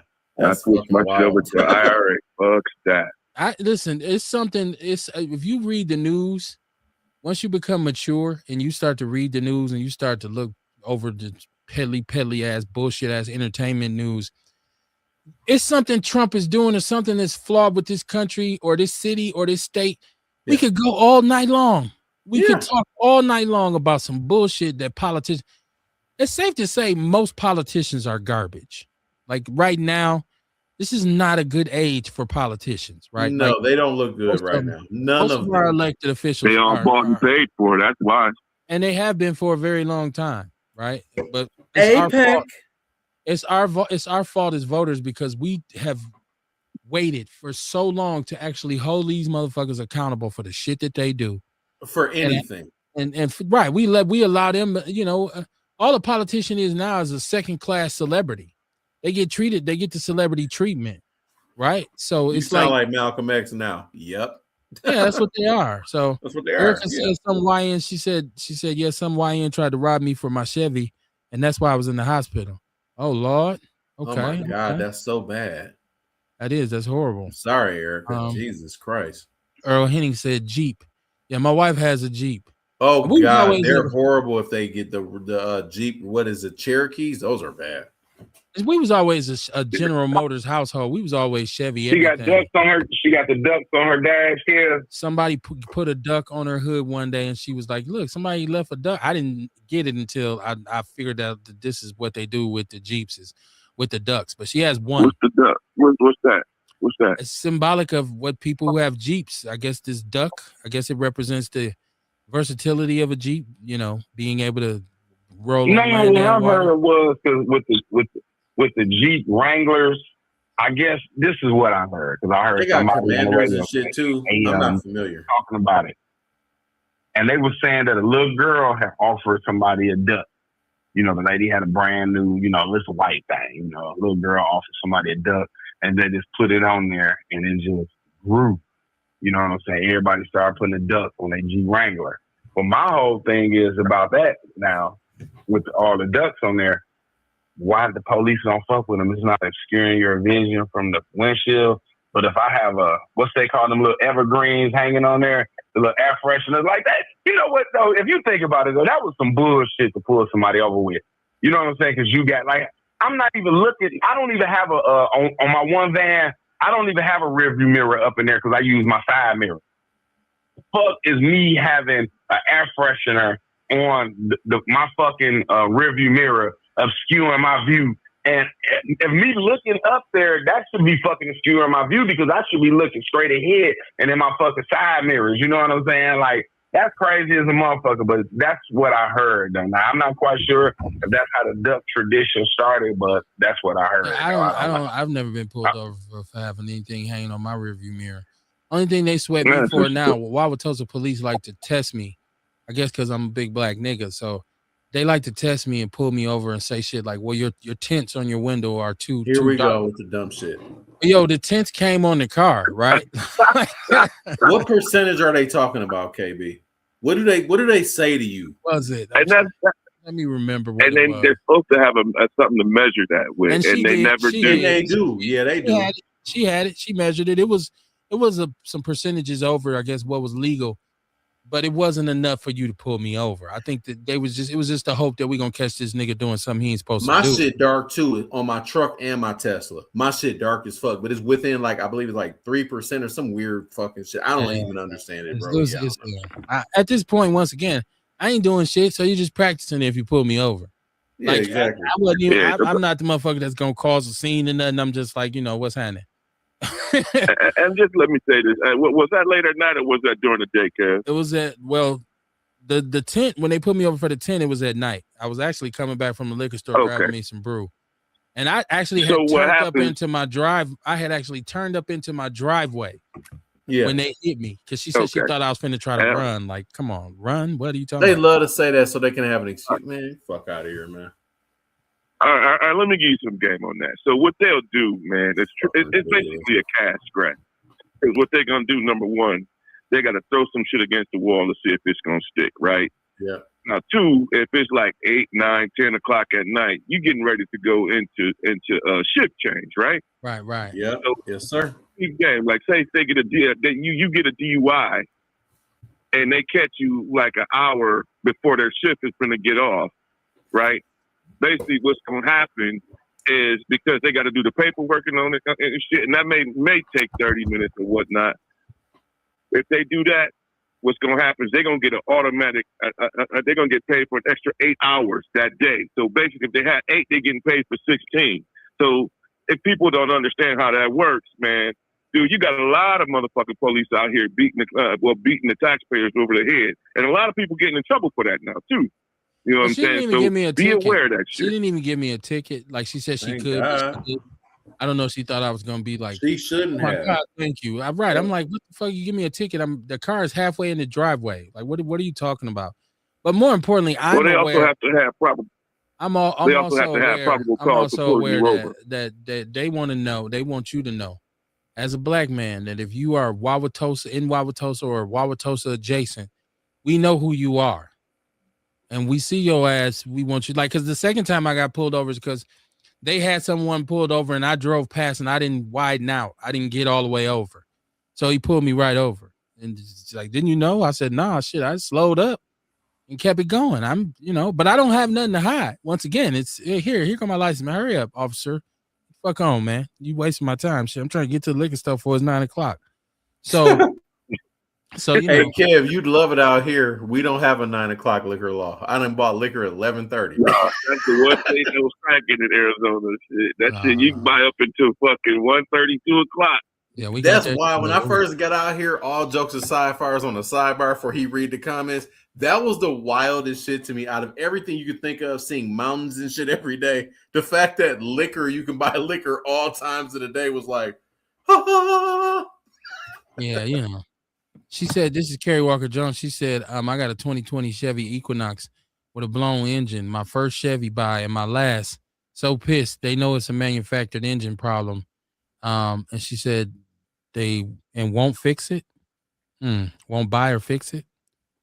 Erica said the mayor of I ain't gonna lie, a new Chevy. Go ahead. Erica says the mayor of New York is making every other politician look like simps. Yeah, he is, isn't he? He's balancing shit like, wow. Yes, he is. I would agree with you. Well, hold on. And this is the thing that I always talk about. The reason that I don't want to use I'll just say it, the right wing, like they like to push back against certain things because they don't want people to actually implement the other way of thinking. And if it works, then it really kills everything that they're saying. And the stuff he was saying, just as far as understanding economics, I'm like, damn, they pay a ton of taxes anyway. You can do a lot of this, quote unquote, free this, free that. You pay for it anyway. So just implement it. Yeah, man, these right wing motherfuckers, man, they looking real dumb right now, to be honest with you. Hold on, y'all. Let me get to these comments. I want to make sure because before we move on. Erica said her ex-guy put the tents on her Chevy. She said she think that's the real reason they tried to rob her. Oh my Lord. That's crazy right there. That is fucked up. Yes. Wow. Jesus Christ. Yes. Welcome to Milwaukee. That's why I don't carry none of my pets with me because I wouldn't want to have to put something on somebody's ass. I leave my little babies at home. This is Ewok in the chat room. Let me get to him.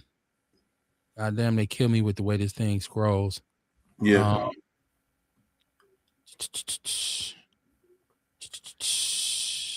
But that shit is wild with the tent. I swear. Like they love messing with people about the tent and shit. Okay, so this is Ewok. He says, it's so hot in Arizona, they don't fuck with you. They on your ass for some other shit if they pull you over. He right about that. I don't get pulled over at all. Yeah. Yeah, I mean, I'm pretty sure here too. They didn't give a fuck about no tents. They probably was looking for somebody and want to see if that person was with me. I'm not dumb, right? Like, no, of course. I'm pretty sure they probably was looking for somebody because actually I don't live in Wauwatosa. I live right on the line. So actually, they was out of their jurisdiction because I was back across the Milwaukee side. So they actually really pulled me over. So, but I thought police. I like the area over there, though. I always like that area. I'm grown police. No, they don't. Wearing shit. They gotta but you know what, though? I ain't gonna lie. These police now, to me, in my personal opinion, I don't know about other states, but these police in Milwaukee is better than the 90s police. I remember Man, when I first moved to Chicago, I was getting pulled over every fucking time you turned around. Me too. You know what I'm saying? I'm talking about every time. I don't know if that's a good thing or a bad thing, but I don't even see the police. Now, y'all know I calmed it down a little bit, but I used to be, I do some reckless shit in the middle, and I jump in the bike lane, motherfuckers driving too slow.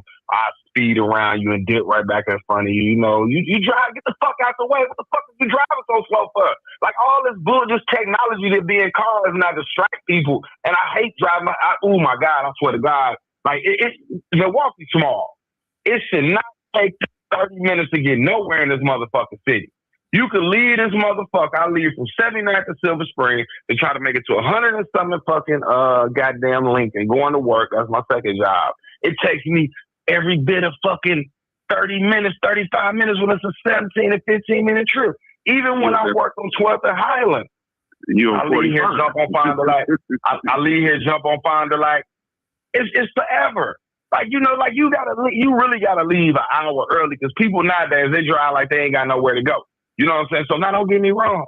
I drive a little bit, erratic. I got big trucks, big van. I woo. I do. I admit I do. And thank God the police ain't pulled me over. They ain't. Even one day they caught me coming down Silver Spring. I'm doing 50. Lady pulled me over. She said, I see you got a CDL. You got insurance. You was compliant. You was polite. I'm just going to give you a warning. You know what I'm saying? But yeah, though, back in the days, the police, but see, I know they hot spots too. Like right there on Mill Road, like between 80th and 80th. Like if you coming from 91st, like right up in there is always a traffic cop. You know what I'm saying? 76th Street fucked up now. And I don't even understand why they doing all this fucking construction when the road ain't gonna be no better. You know what I'm saying? Now I can't wait to see what's in store for me Thursday night because I know I'm going down to Memphis. You know what I'm saying? So I hope 55 and 57 be a clear shot, but I don't like driving down them country ass roads and they only got one lane on each side and them semi trucks be coming. Cause y'all know I used to drive semi trucks. Motherfuckers fall asleep, lose control, zero there in my lane, or tire fly off, anything. You know what I'm saying? But now I will tell you this, right? For adamant drivers, Ian and what's the name? Y'all live in Arizona, but y'all used to live here. When you leave in Milwaukee, 55 to me is a better route to take down south, 55, 57. We have to piss a lot. Now, normally I take a piss cup. I know that's EMI, too much information. But I do have a piss cup because sometimes I don't want to pull over. So I hold that motherfucker. I hold the cup while I'm driving. Throw that shit out the window. But listen, 55 and 57 got more rest stops than 65. They got some little, because I'm going to try to make it from here to Effingham, Illinois. I know I might not be able to make it, but I'm going to try my best before I pull over and take a nap. Because I ain't got to be the clock in a minute. I ain't got to check into the hotel at 2. I'm going to leave here like 2:30. Stop in Chicago, drop one of my dogs off to my girl, and then me and the other 2 dogs, we're going to keep it moving. You know what I'm saying? So I know I'm going to be a little tired, a little lethargic. So I'm going to try to make it to Effingham, Illinois before I take a nap. But the 55 and 57 got the best rest stops. And that's because that was like the corridor for people coming from the South. You feel what I'm saying? Like you coming from the South, to hit that way because they had this thing called the Green Book. And those routes was up in the Green Book because it was like friendly for black people to travel, and they had rest stops and stuff that we could. Yeah. But also, it used to be dangerous to travel down there. So I can't wait to go down there to Memphis. I'm looking forward to that. And like I said, I'm going to Mounds Bayou. So Friday, I'm probably going to rest. Saturday, I'm going to go to Mounds Bayou. But then I want to see what the temperament is like down there in Memphis, because they upset, because them people took their district. They acting ugly in the South. That's why I don't know why we don't succeed. They acted ugly in the South.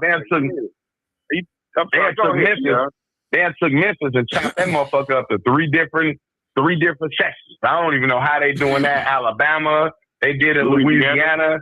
Yeah. These motherfuckers are like a fool. I'm like, damn. Brother, Gary,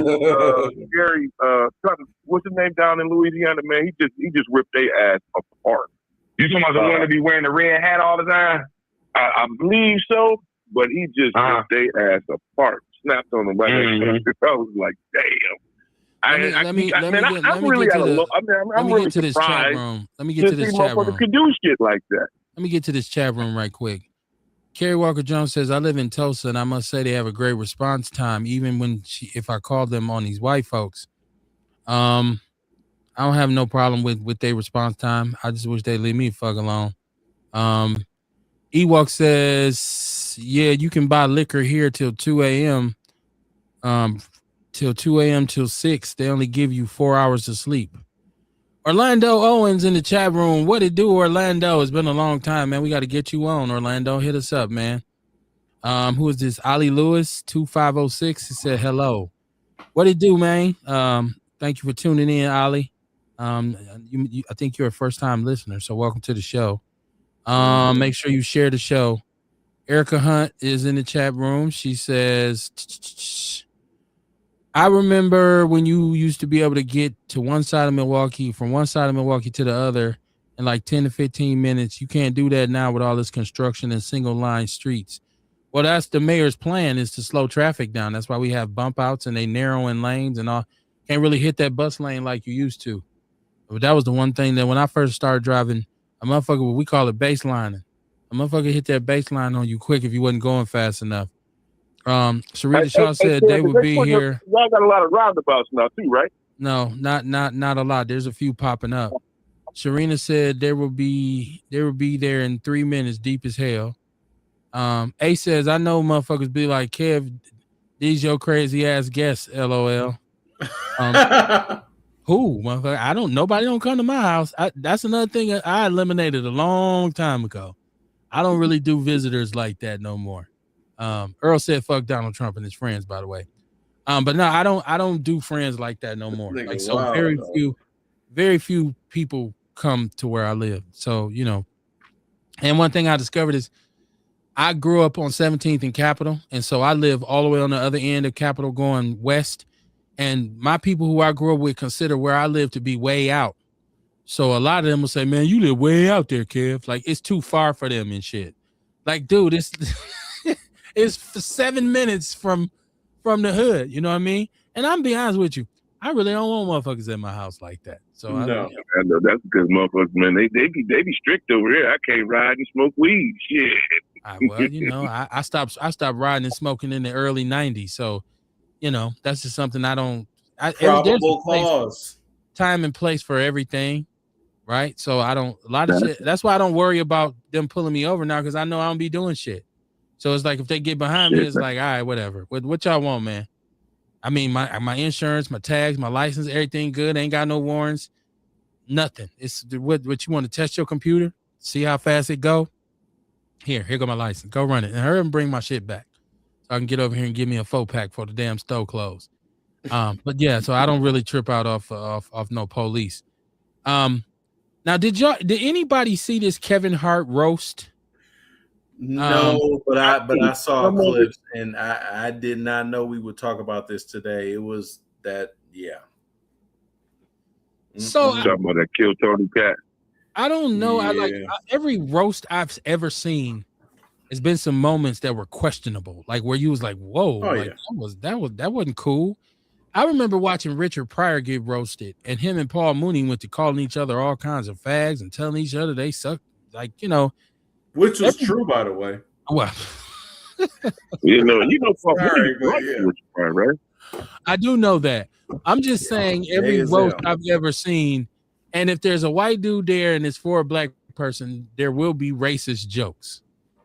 So everybody was upset about the George Floyd joke, right? Like, and I didn't even, once again, that's why I asked y'all, did y'all see it? Because I didn't really watch it. I didn't see that part of it, but I done seen some of that Kill Tony shit, and they do some racist motherfucking shit on that motherfucking show, man. I really don't care for it like that.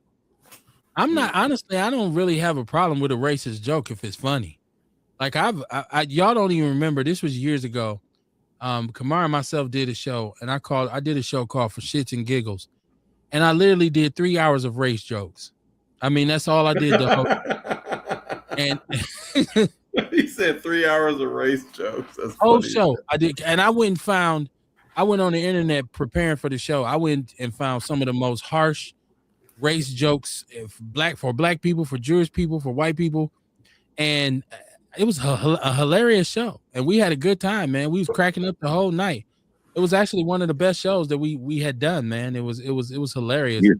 But You should do it again. I mean, this was a while ago. I mean, we could. It would still be fun, and I still probably would find the shit funny. But I'm pretty sure it was somebody who was listening to the show that night that was pissed off, especially Latinos, because I had a lot of Latino jokes, and they said, "What you call two Mexican dudes playing basketball? Juan on Juan," and like people was laughing and shit. Like, "Nah, this shit is you crazy." And then my guy, who's like I said, Latino, was like, "Man, I feel like you went a little bit too hard on the Latinos. You did way more Latino jokes than you did anybody else." So I was like, "Yeah, you probably got a point." What's the best way to oil your car? Run over a Puerto Rican. No, I'm just playing. Wow, that's crazy. Sarita said Kevin Hart is a sellout. She said she saw it. And she said he has to cater to the white community because they're losing in everything. They had a lot of white writers for the roast, though. That's the one thing. The discrepancy was they had more white writers. It was a roast to Kevin Hart, but I don't understand the George Floyd jokes. I don't think that George Floyd being killed on camera by the police will ever be funny. But I mean, some people, it's a roast. People thought it was funny or whatever. But I think it was just more of the messaging. Like Tony, whatever his name is, he's the same dude that did, comedy for the RNC when they is that who that was? Okay. Yeah, it was. And that's who they named when they named Donald Trump for the as far as the Republican candidate or the nominee. It's obvious what they're doing. It's obvious they had more white writers. It's obvious when they went ahead and took shots the way that they did. It wasn't meant to be a roast. It was more like they're proving a point in some capacity, in my opinion, from everything that I read in the clips that I saw.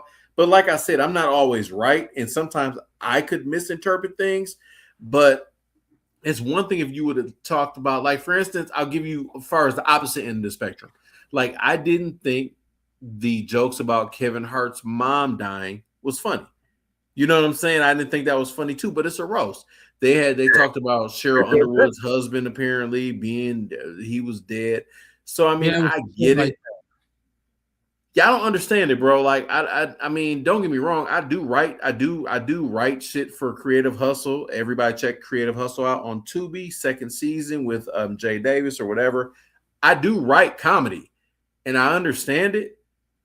I just didn't find that shit funny. And I've talked to a few of my friends that are comedians. And I think we this is something people should know. Yeah. Anytime you're cool with a white person, yeah, I don't care who, I don't care where, they're gonna get comfortable.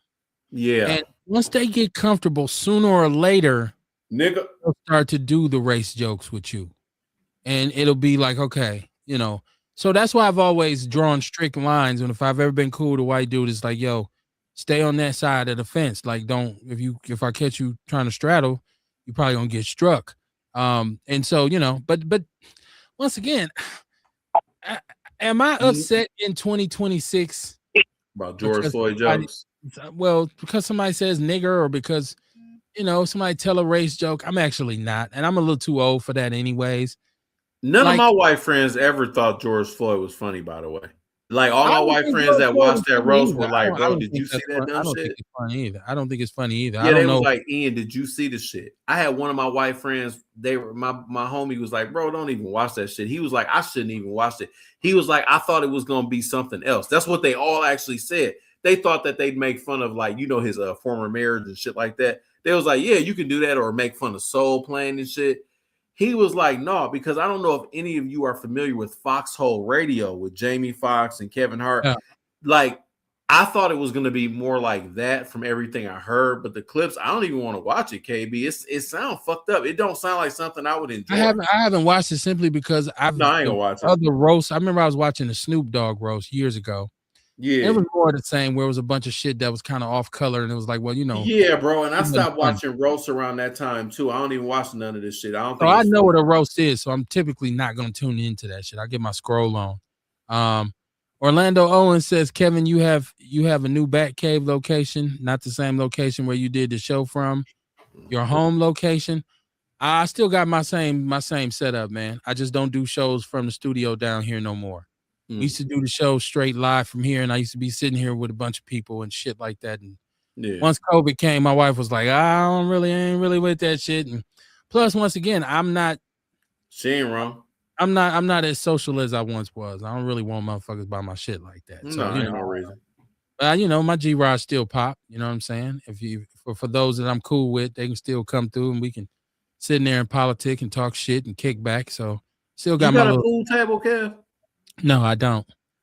Yeah, because I can't shoot pool, so really don't. I don't have. I'm thinking about putting one in the living room in my house. Because it's more of a bachelor bed. The only two sports I was ever good at was boxing and football. So I could never really shoot. Hey, I'm either like in my living room, in my investment property, because I'm gonna try to rent it out. I think I'm gonna either have a pool table or air hockey, and in the other room something else. A stripper pole. Yes. Gary Walker Jones said, "Well, the Cheryl Underwood jokes were just as tasteless with her husband committing suicide."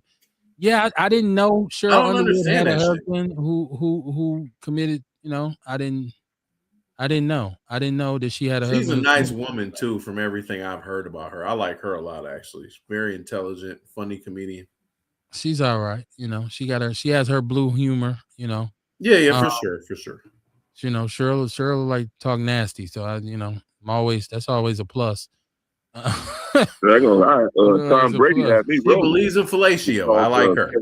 I'm just kidding. He called him what? Called him a fucking hobbit. Called him a hobbit. Yeah, he's like, you fucking hobbit. Yeah. See, I was like, dude. I didn't see it. Sharita Shaw's talking to Orlando. She said, "Why are you trying to pull up?" Just welcome back though. Orlando done came and kicked it with me, and that's what people don't know. Orlando done pulled up to my house many times, especially back in those days when I was doing the show from my house. Orlando used to pull up on me all the time, man, in the summertime, and we just sit there and chop it up. But like I said, that's how Milwaukee is too, bro. Like somebody like Orlando, just come and chop it up with you, just chilling. Yeah, that's how Milwaukee is. He ain't the only one. Vince Tony used to come through. We used to sit in the garage and kick it. A bunch of people, man, used to come and when I was doing that shit and I had set up my studio down here for everybody, used to be a bunch of people, man. I'm just like I said, I'm just not that social no more. Like I don't it's really different nowadays, man. Like you think about where your life has been, what what you've seen, what you've lived through, what you've lost. You just at that point in your life, brother, where it is what it is. You know what I mean? And like somebody like Orlando could pull up, you didn't know him forever. I've been looking for a location anyways because I want to do some live stuff.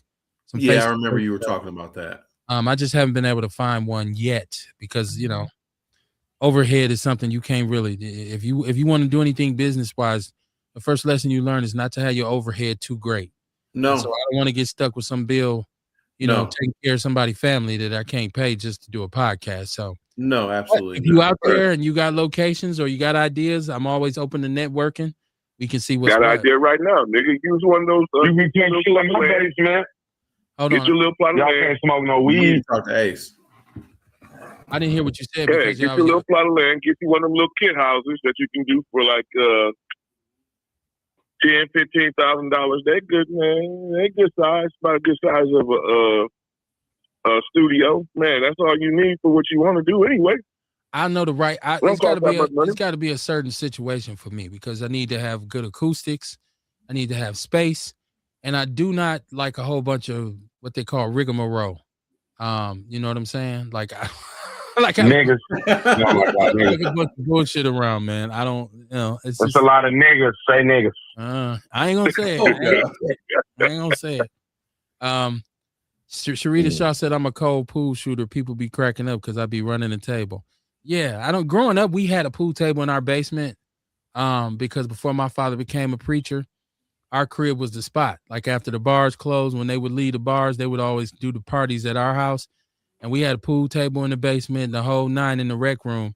So we used to play pool when I was growing up, but I just got away from it. And then I had some partners in the neighborhood. They had pool tables in their basement. Yeah. I never got back into it.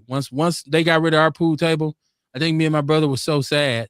But we was doing kung fu fights and Jedi lightsaber fights with the pool stick and shit. So we had broke up the pool sticks. My mother was mad, like, you motherfuckers done lost your minds. Y'all done lost your motherfucking minds. So she got rid of your the rabbit ass mind. Right, we was up on you the was pool. A little rowdy, huh? A little rowdy. Well, it was me and my brothers, 2 boys, man, two little boys, man. It's gonna be some furniture moving because we'd be wrestling on the pool table, man, all kinds of shit, man.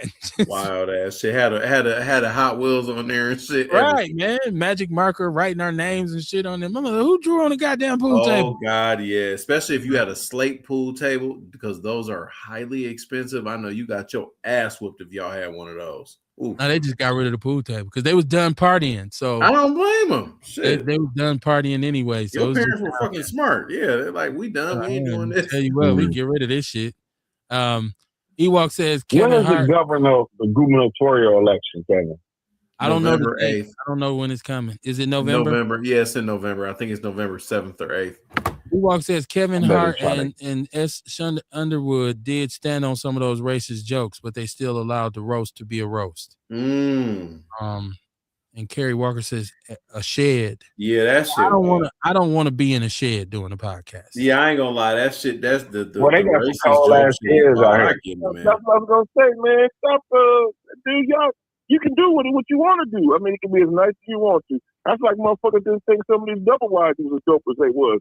But I done seen some badass double wides out here, man. It's funny that you said do what you want to do when I just said I don't want to do a podcast in a shed. And then you say, well, do what you want to do. I don't want to. No, hold on, real quick. Dion asked when was the gubernatorial election? It's November 3rd. So it's right around the corner. And it's funny because I think last week, Monday, we did touch on that. And you had for the Republicans, you had Tiffany. I think that's the collaborative who they want. And then I know you had Crawley, and I think you also have Mandela Barnes. Mandela has raised more as far as fundraising. I didn't look at anything, but I'm pretty sure that's the case because I think he had already raised almost $1 million. I think Crawley had raised like $580,000 last time I checked. It's probably more now, so don't quote me on it. But it looks like if they really want to have a legitimate shot at really winning, you look at what Mandela Barnes did when he ran against Ron Johnson, how close he got to where I think that can transfer to everything else. Because I know for a fact, as soon as Mandela lost, they were like, okay, we're going to get you ready for this next thing. So I don't know, man. And Mandela, he like Kevin, I think you put last week, you put it in proper perspective. You said he's been in those rooms. He's been around northern Wisconsin. He's been around Evers. You know what I mean? So it looks like he got a really good shot, y'all. I don't think DC. I don't think he can. I don't think he gonna win. I just don't. I don't see it. Back in the days, a long time ago, when Mandela Barnes first came on the scene, and I once again shout out to Keith Terry when I used to do 3041 Live. Mandela ran against Lena. I think they were running for mayor. Yeah. Mandela was getting brow blasted. He was getting beat down by all the local media in this city. And I brought him on. I actually brought him on and did an interview at 3041. I still got the pictures. I brought him on there 2 or 3 times. And actually me and him, it got pretty cool. And we used to talk, not on a regular basis. He wasn't calling me like, yeah, what up? We don't smoke something, nothing like that. But we was cool. So he would hit me like, brother, how you doing? Type whatever. And DC came down there too. It was a bunch of people who came down there and I interviewed them because we was heavily political then. And once Mandela he became a state rep. We stopped talking. Yeah, that's understandable. And I reached out to him when he was running actually against Ron Johnson and said, hey, come on Outlaw Radio now. I do things virtually. You don't have to come into the studio. And he didn't have time. So, and I always laugh because he lost by such a slim margin, but he didn't really appeal to us. He didn't appeal to black people in Milwaukee.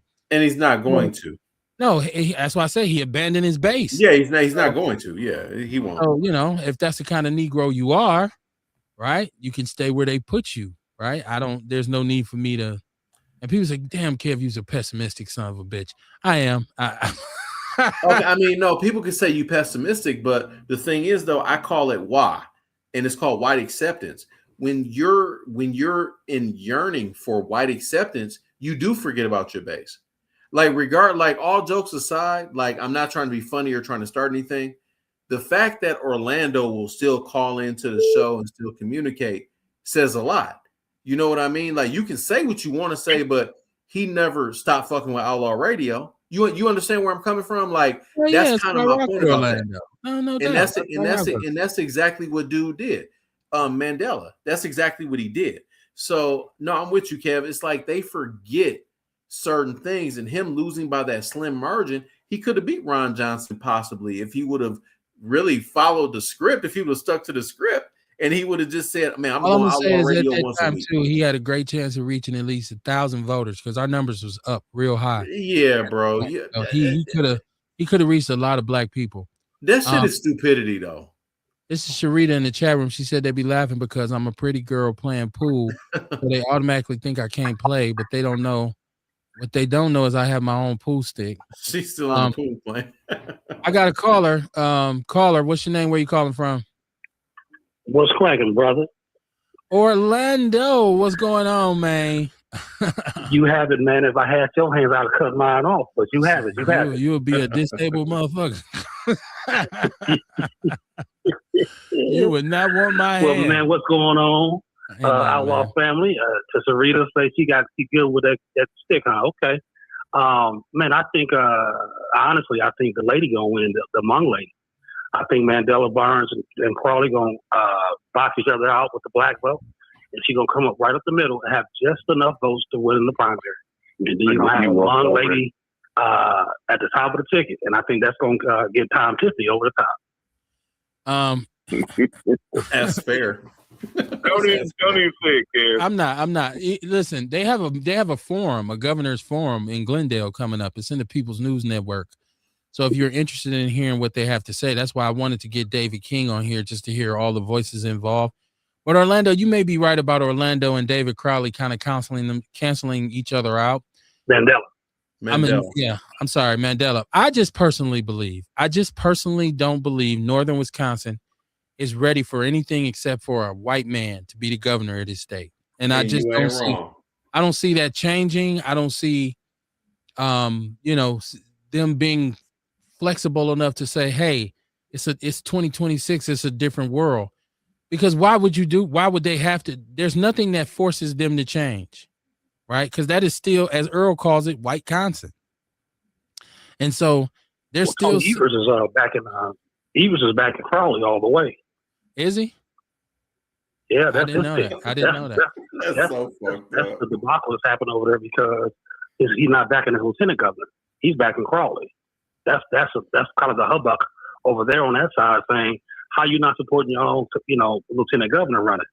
And he has several, I think at least one other person from his cabinet running as well too. But he's back in Crowley.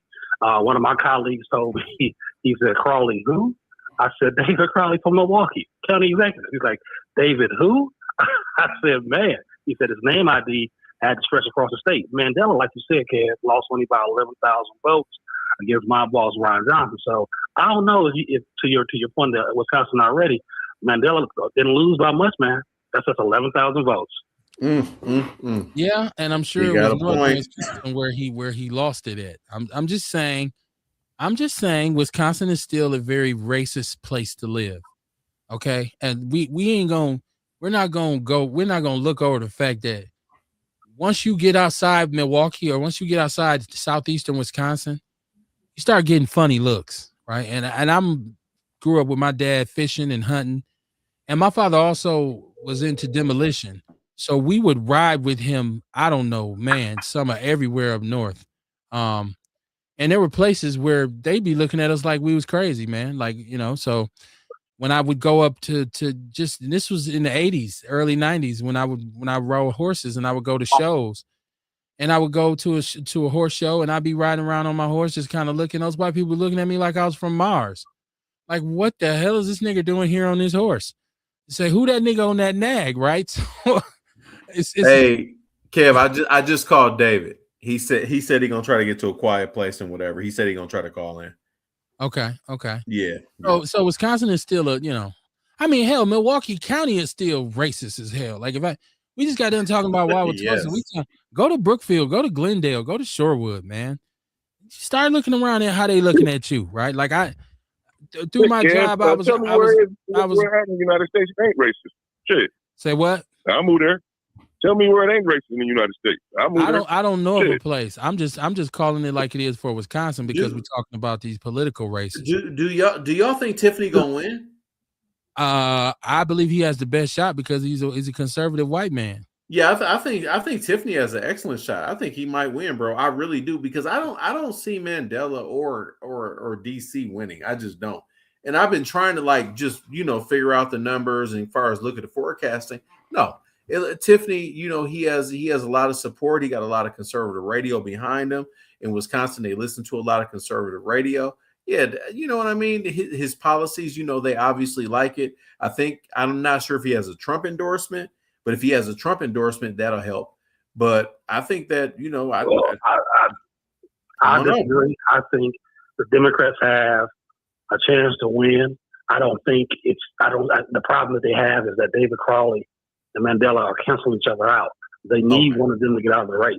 And I don't think Crowley's going to get out of the race. I think if it was somebody else other than Mandela that they wanted to clear the field for, they possibly would have did it because those candidates who are in the race now are going to say, well, we cleared the field for Mandela once already. And what happened? He didn't win.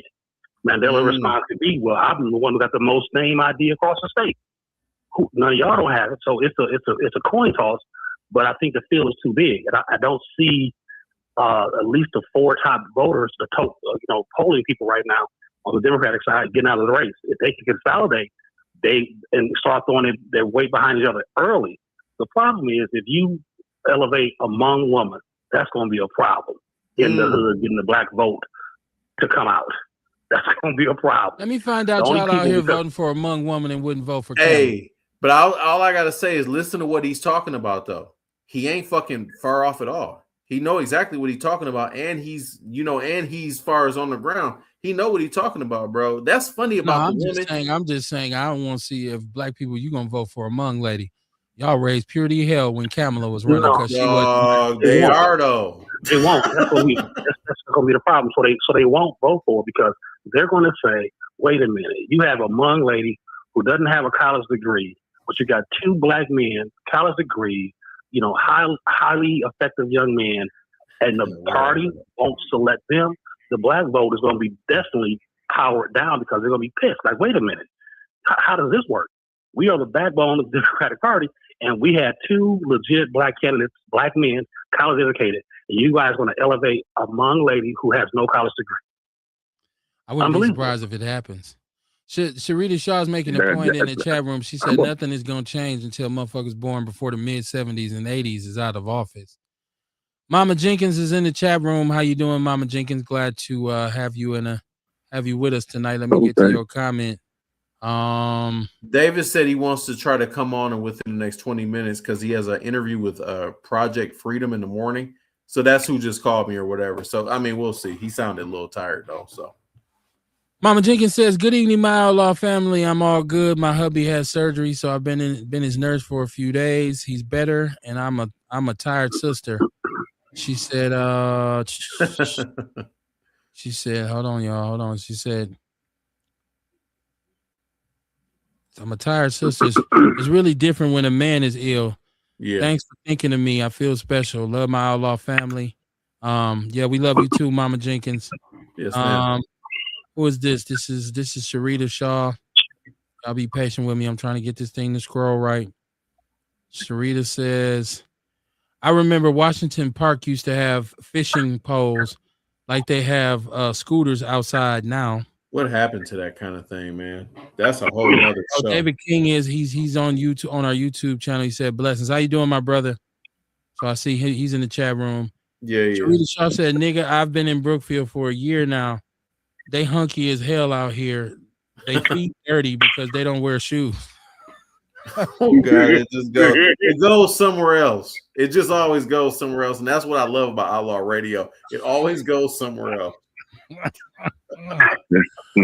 Mama G said, people better hope that motherfucker don't win. They think Walker was bad. Wait for his ass. He's told Wisconsin what his plans are. I think what, they talking about Tiffany? I think so. That's what she's I talking about. can do the pros and cons of Tiffany. I mean, Yeah, I don't know much about him, so you would have to. I would have to depend on your assessment. Yeah, time ain't all bad, but it is what it is. I was looking at this thing. About black fatigue, and I was wondering how many of us are really suffering from black fatigue. It's a very interesting concept, and it's about basically about the mental stress, the stress on you as a black person in this country because of what you have to endure. And they say this is like a real physical thing where it affects your physical being. And I was wondering, because we never talk about that on Outlaw Radio. I was wondering how many people actually believe that they suffer from black fatigue. Is there anybody on the panel or in the chat room who feels like, yo, I suffer from that? Yes. You do. Yeah, I do. I suffer from black fatigue, but in reverse. I am tired of everything that black people are associated with. Whatever we bring up, whatever we talk about, we're always the problem. We need to jump in everyone's fight. We're the ones that are responsible for Trump. Like all of this dumb shit. Like, I'm like, come on, man. Black people, it seems like we're under attack, to be quite honest with you, in regard. And this ain't a Republican or Democrat thing. This is a racism thing. You know what I mean? So people are tired of us for no reason other than a lot of the things that they see in the media or things they've heard from someone else, or, oh man, you guys talk about reparations, but everyone else can have reparations. But if you bring it up as a black person, oh, you're lazy, or you're this and this and this, or, oh, black people, you guys are complaining about DEI when DEI really didn't even affect us. It benefited white women. Everything negative, we just want to tie black people to. So that's my black fatigue. That us getting fucking attacked for everything under the sun that you can freaking think of that's feasible. I don't understand it, dude. Except that I do understand it because it's racism. There you go. Okay. That's fucking ridiculous shit. Who is this in the chat room? This is Ali at Ali Williams. Lewis. 2506. He said, facts, we only 41 million. We're small compared to white people and honorary whites. I can't say I suffer from black fatigue. No, not at all. I was being facetious. Obviously. But I do get sick of the bullshit that comes with the designation. YN fatigue. But I'm also fatigued by some of my own people. Yeah. I'm frustrated a lot by our refusal to worry about the right things and do the things that we should be doing for our community. And our like, we won't get together. Like, it's frustrating for me after all of these years and all that's transpired in this country, we still won't get together, and we find any and everything to divide ourselves over. Like we were talking in the show, in the beginning of the show. If you just tuned in later, you didn't hear in the beginning of the show, we started out talking about sports.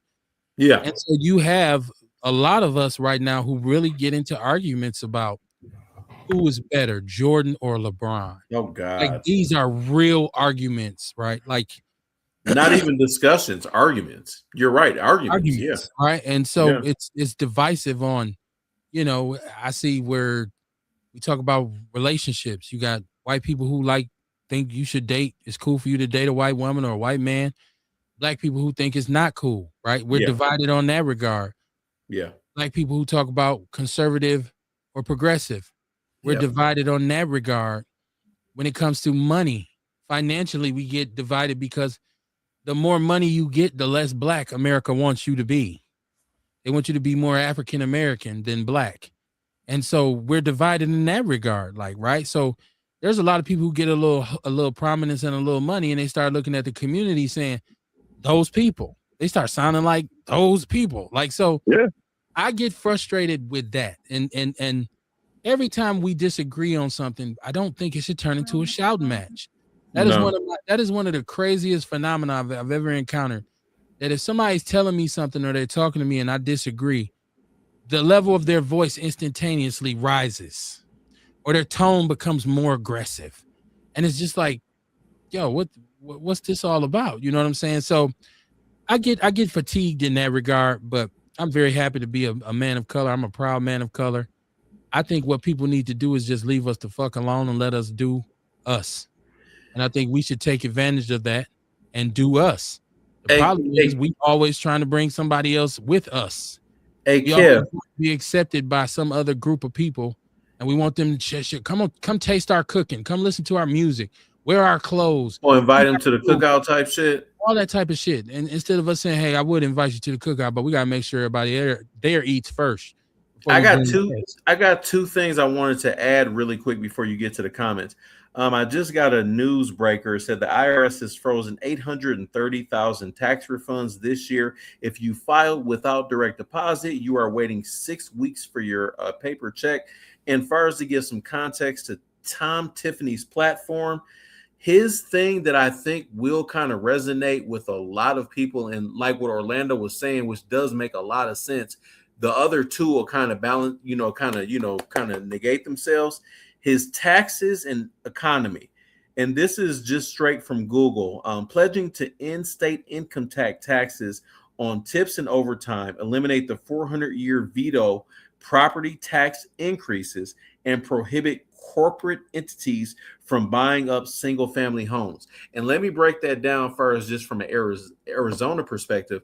We have places in a place called Pima County, the city of Morena, where corporations are just buying like 40 houses. They're buying blocks by blocks by blocks. That's why I started buying investment properties.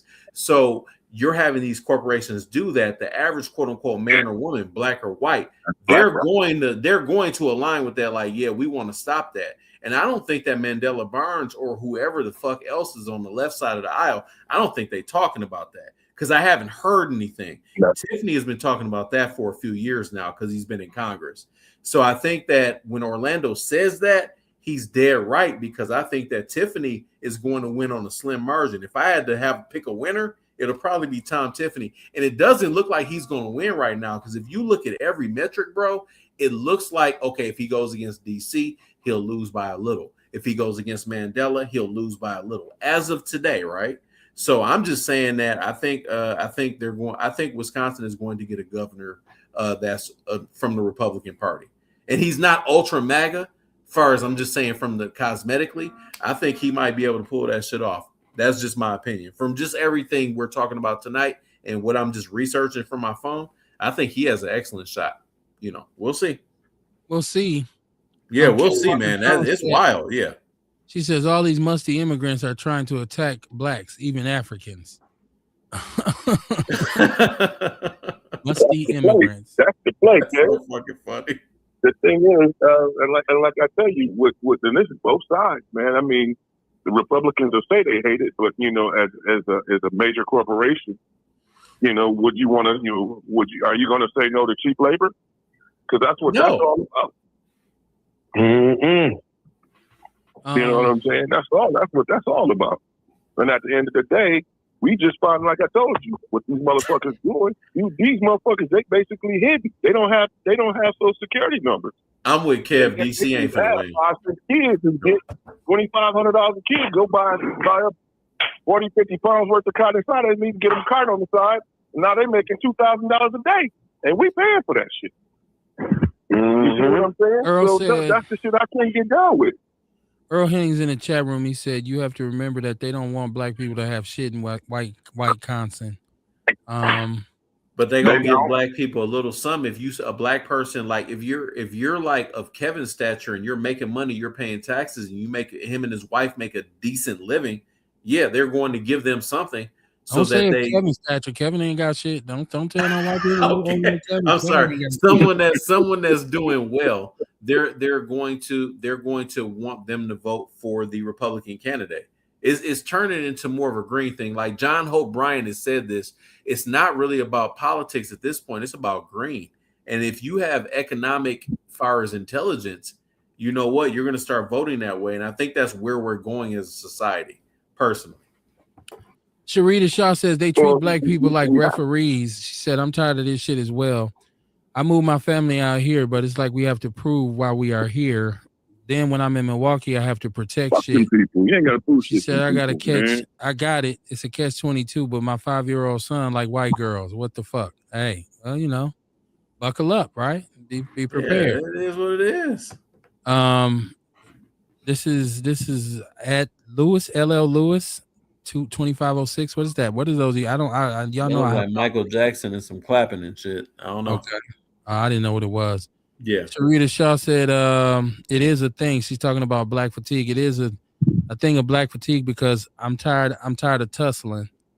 But if you certain shit I'm not gonna tussle about, right? That's why I say I'm not as open to people around me as I used to be because a variety of people bring a variety of bullshit.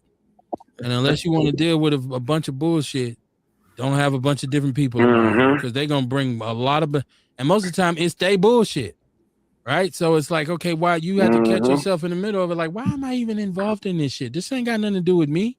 So I'm just, as I get older, I'm like, okay, get comfortable with being by yourself because having a bunch of people around me is no longer the thing.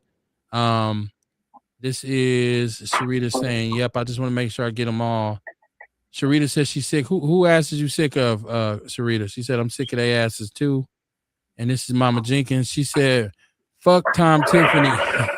She said, fuck Tom Tiffany and his other Republicans. Okay. Ewok says, oh shit, somebody in the background unwrapping their dinner. Ewok says, I think folks our age get it except for a few. The biggest issue we face, it sounds like aluminum foil. That's why I said that. The biggest issue we face is fighting. No, I'm opening up a Swiffer. Is the biggest issue we face is figuring out how to get these young cats and females to change their bad habits and ways. That's gonna be tough. Yeah, it's tough to get somebody to change when they don't think they need to. Earl Henning said, fuck white constant KKK. Okay, Earl. Kerry Walker said, I'm fatigued with black people that want to constantly post negativity about or talk about black people to be accepted by their white audiences. That's so disgusting, and it doesn't make any one of them jigaboos look any better to their white mommies and daddies. You never see post white people tearing down the white community as a whole. Donna Johnson, she said is one of the worst what I was on saying. Facebook. Donna Johnson, I'm not familiar with her. Who's Donna Johnson? You know what? I see white people put each other down all the time. It just nobody gets more press for the things they do than us. If we fart loud, it's gonna be on CNN, right? Like that's just the way it is. Like white people do a lot of times we say white people don't do this, white people don't do that. And when they do a lot of the shit that you say they don't do, or maybe you don't know because you don't pay enough attention. But they do a lot of the wacky shit that we think they don't do. It's just like people think it ain't no such thing as poor white people. There is a gang of poor white people in Wisconsin. There's a gang of poor white people in Milwaukee. But we are the ones who get the cameras. So, you got to understand it from that perspective. So sometimes it's just about knowing. I swear. It's just about knowing that, we're going to get the majority of the press for it. Sharita said, white people don't mind. Tell people. She said, white people don't mind their poor ass business. Even if you stick to yourself, they think you're scamming or a drug dealer. Yeah, that is what it is. Said facts, they magnify everything blacks do and plaster it on TV 24/7. Yes, they do. I keep telling people all the time, I'm just a tremendous fan and follower of hip hop. But for the last few years, I don't know, about 10, maybe 15 years, I've been just kind of apart from hip hop. I haven't been able to really get into it like I once was. Yeah. It doesn't seem to have the same substance that it once did. And I think, in a lot of cases, social media has contributed to hip hop just decaying at the roots. But I see this dude we talk about. He got out of jail. He did, I don't know how long, Max B. Right. And I know that he's East Coast wise. He's a huge rapper on the East Coast. I know what he said about Kane, bro. I missed the whole mixtape era so a lot of rappers in New York blew up off of mixtapes. I missed that era. We didn't really get that shit out here.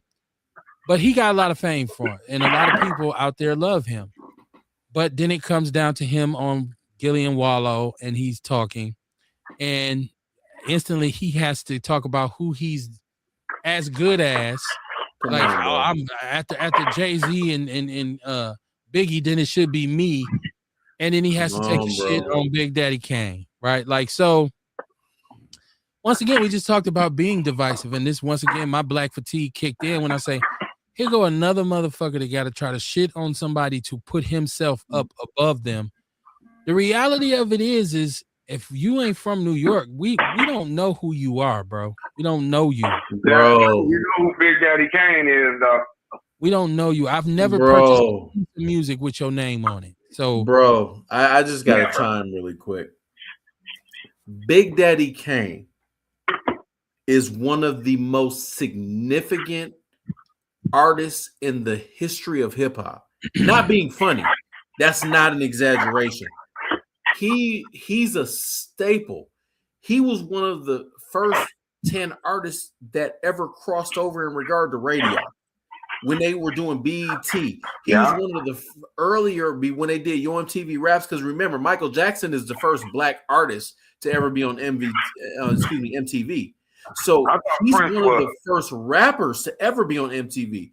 Max B, I don't want to use that example. Max B is so unintelligent at a level that I can't even articulate. Dude, you're not even in the same stratosphere as Big Daddy Kane. What the fuck are you talking So here's the thing. The point I was trying to make was that made me mad when I read that. If you study our art and our culture, you know that there was a such thing called the class of '88. And what's significant about the class of '88 is you have some rappers who came that year who totally switched what this whole thing was about. Yes. So you take a Rakim, you take a KRS-One, you take a Kane, and you take Rakim. Okay, so they switched this thing from being the hippie to the hip hop to hit it bang bang boogie. Rappers used to spend all their time talking about how good they rapped. That's what they talked about. There was really no substance to the music. There was no word about what was really going on in our community. Like that shit Nelly and them do. Yeah. And so this Kane is one of those artists who turned the game over. He made lyrics become lyrics. So for somebody to come along now and try to criticize him after you basically wouldn't have any kind of recognition for rapping if it wasn't for somebody like Kane. So, but it's one of those faulty things that we see all the time where you get a young upstart or somebody who just came along in the last 10 years and they got some jewelry and they maybe they ride around in a certain kind of car and all they want to do is take shots at, the people who came before them. Like you never heard Rick James take a shit on George Clinton, right? Like you never heard, you never heard when the new artists came, you never heard them.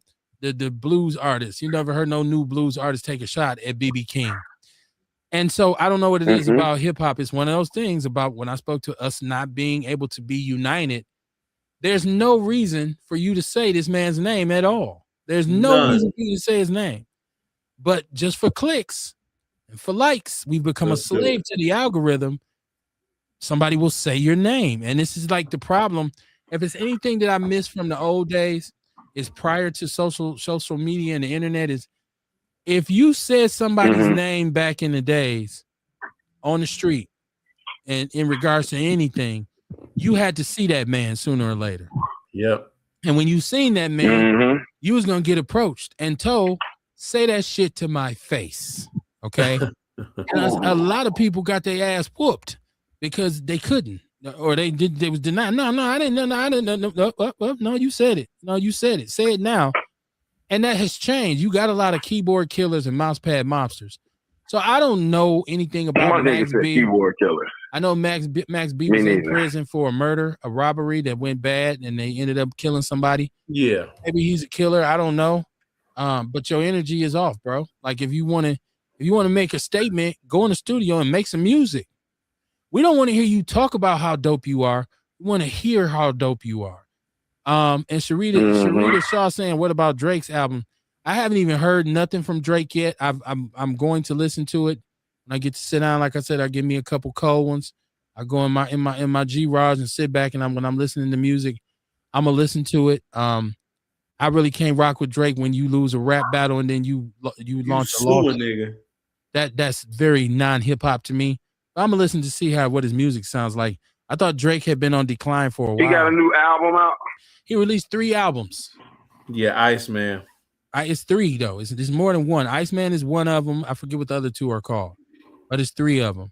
And so there's some people are saying it's not I only good. really listen to Southern hip hop. So Sharita said he tried to attack Kendrick Lamar. This Canadian dude said Kendrick don't do enough for the black community because he give back and go back to the suburbs. She said, how the hell is he qualified as a non-FBA? We talking about somebody criticizing Kendrick. She said rapping used to be storytelling. It used to be a whole lot more to hip-hop than it is now. It just doesn't have the quality or the substance that it used to have.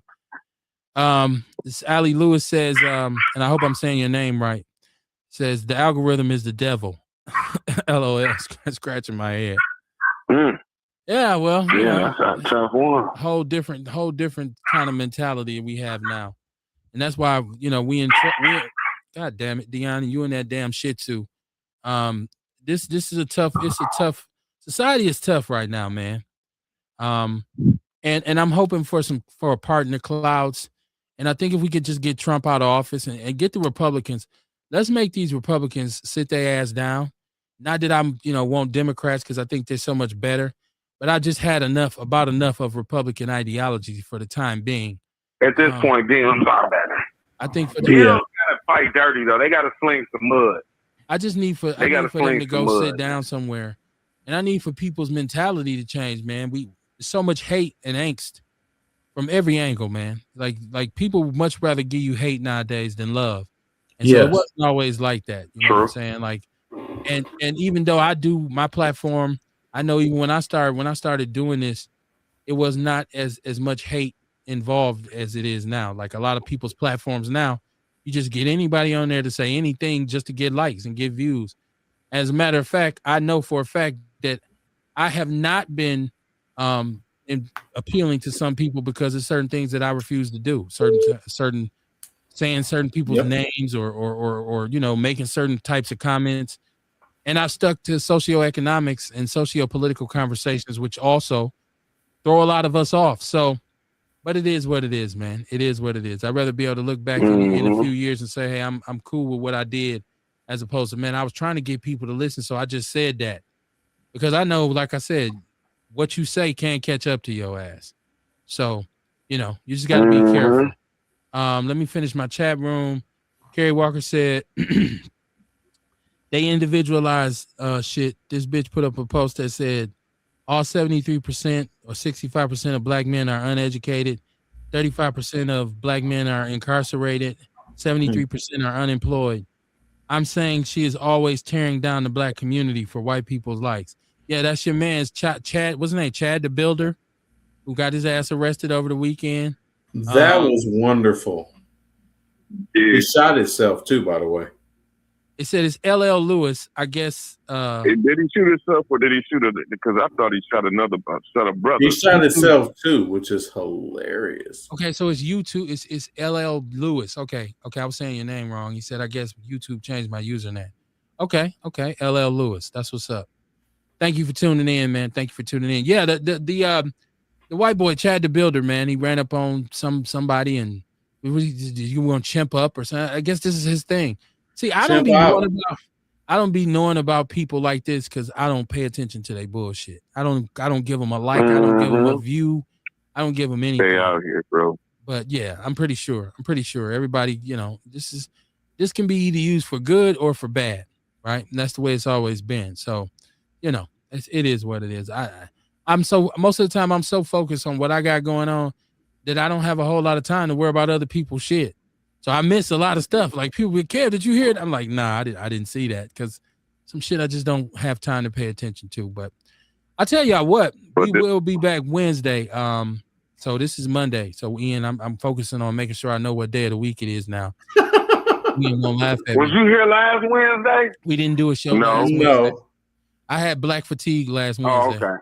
No, I didn't do a show last Wednesday. It was just like, you know what? I'm just gonna kick back, sometimes I just like to kick back and enjoy myself. Just be cool with myself. Man, So. don't blame it on Black Fatigue. You just had a nigga moment.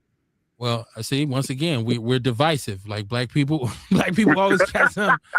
You got to call me a nigga, podcast, right? Like that type of shit, right? Like it's always that, man.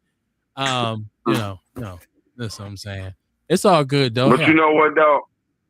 Sarita but when said this is part of your everyday, like they said that she said they one of denied your his everyday GoFundMe. things.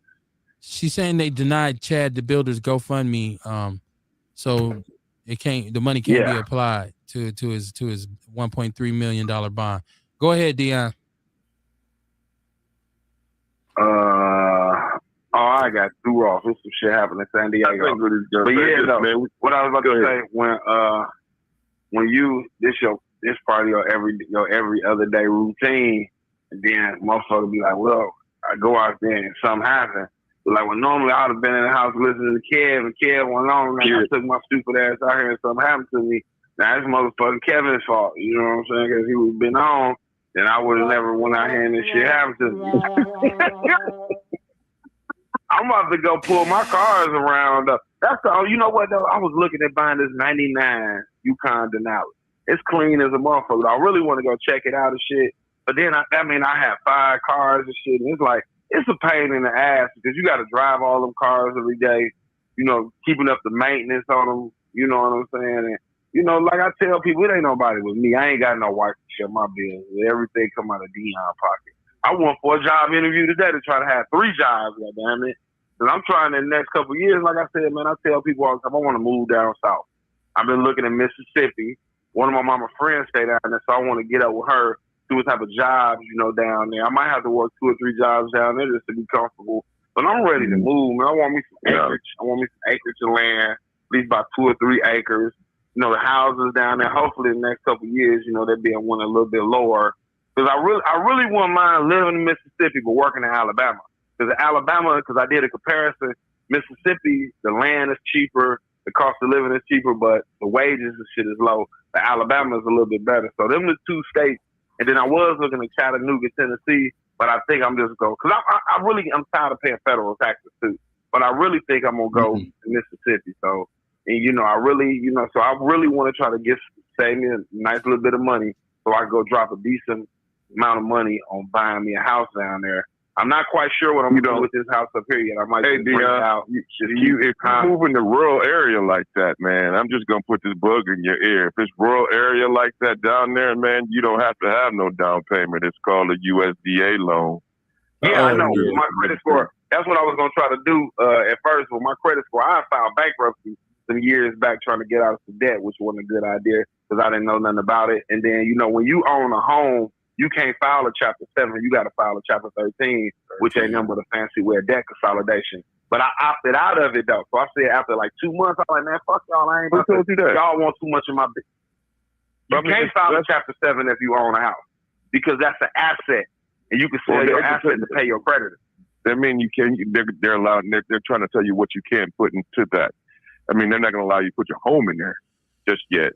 But you can file bankruptcy. But even with the bankruptcy, all you need is 2 years discharge, and you reestablish your credit. You good? Yeah, that's it. But see, I didn't discharge though. I said I don't want to do this no more because they was too nosy being in my business and shit. You know what I'm saying? Because like you know, like a lot of times we unfamiliar with things, so we don't know. But now I know. You know what I'm saying? So I never do that again because I wasn't in dire need, but I was. Because, you know, when you working a couple jobs, you making good money. You know, I'm traveling, buying shit. Y'all know every time you see me, I'm in a different state. I'm shopping because being at home and shit, you know, with COVID, shopping that got addictive. I'm traveling, doing all type of weird shit. So I was paying more out than I was bringing in. It wasn't even equaling up. Let me say it like that. I wasn't able to save no money. You know what I'm saying? I'm used to be able to save. Let me finish this. Let me close this chat room out. Let me close this chat room out. LL Lewis is saying Chad the Builder know good and well a real nigga will put hands on him or put lead in that behind. Be faster than them. He got lucky on the brother he confronted.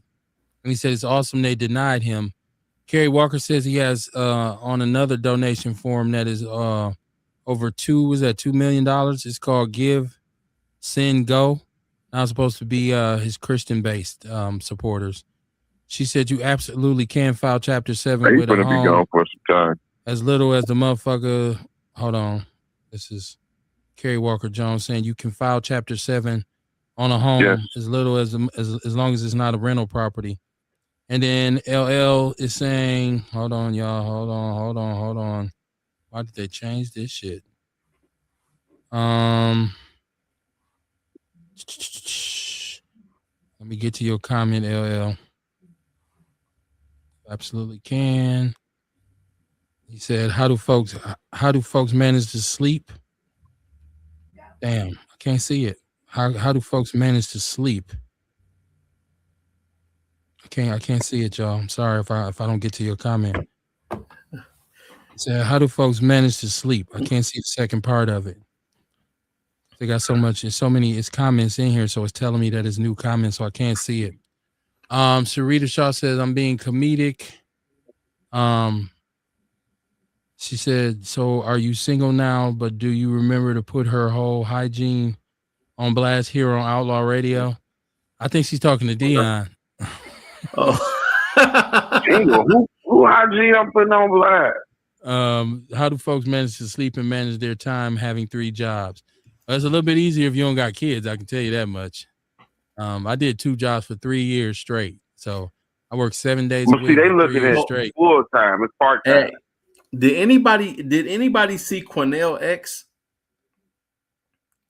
when he challenged the MAGA representative? Did you see that? I didn't see it. He challenged him. Oh my God! Do hold on, because I know you're about to read the rest of the chat room. Bro, yes, dude, man. I guess the dude's name is Attorney Michael M. Phillips. He called one of the members of Congress, the black lady that always wears the cowboy hat in Texas.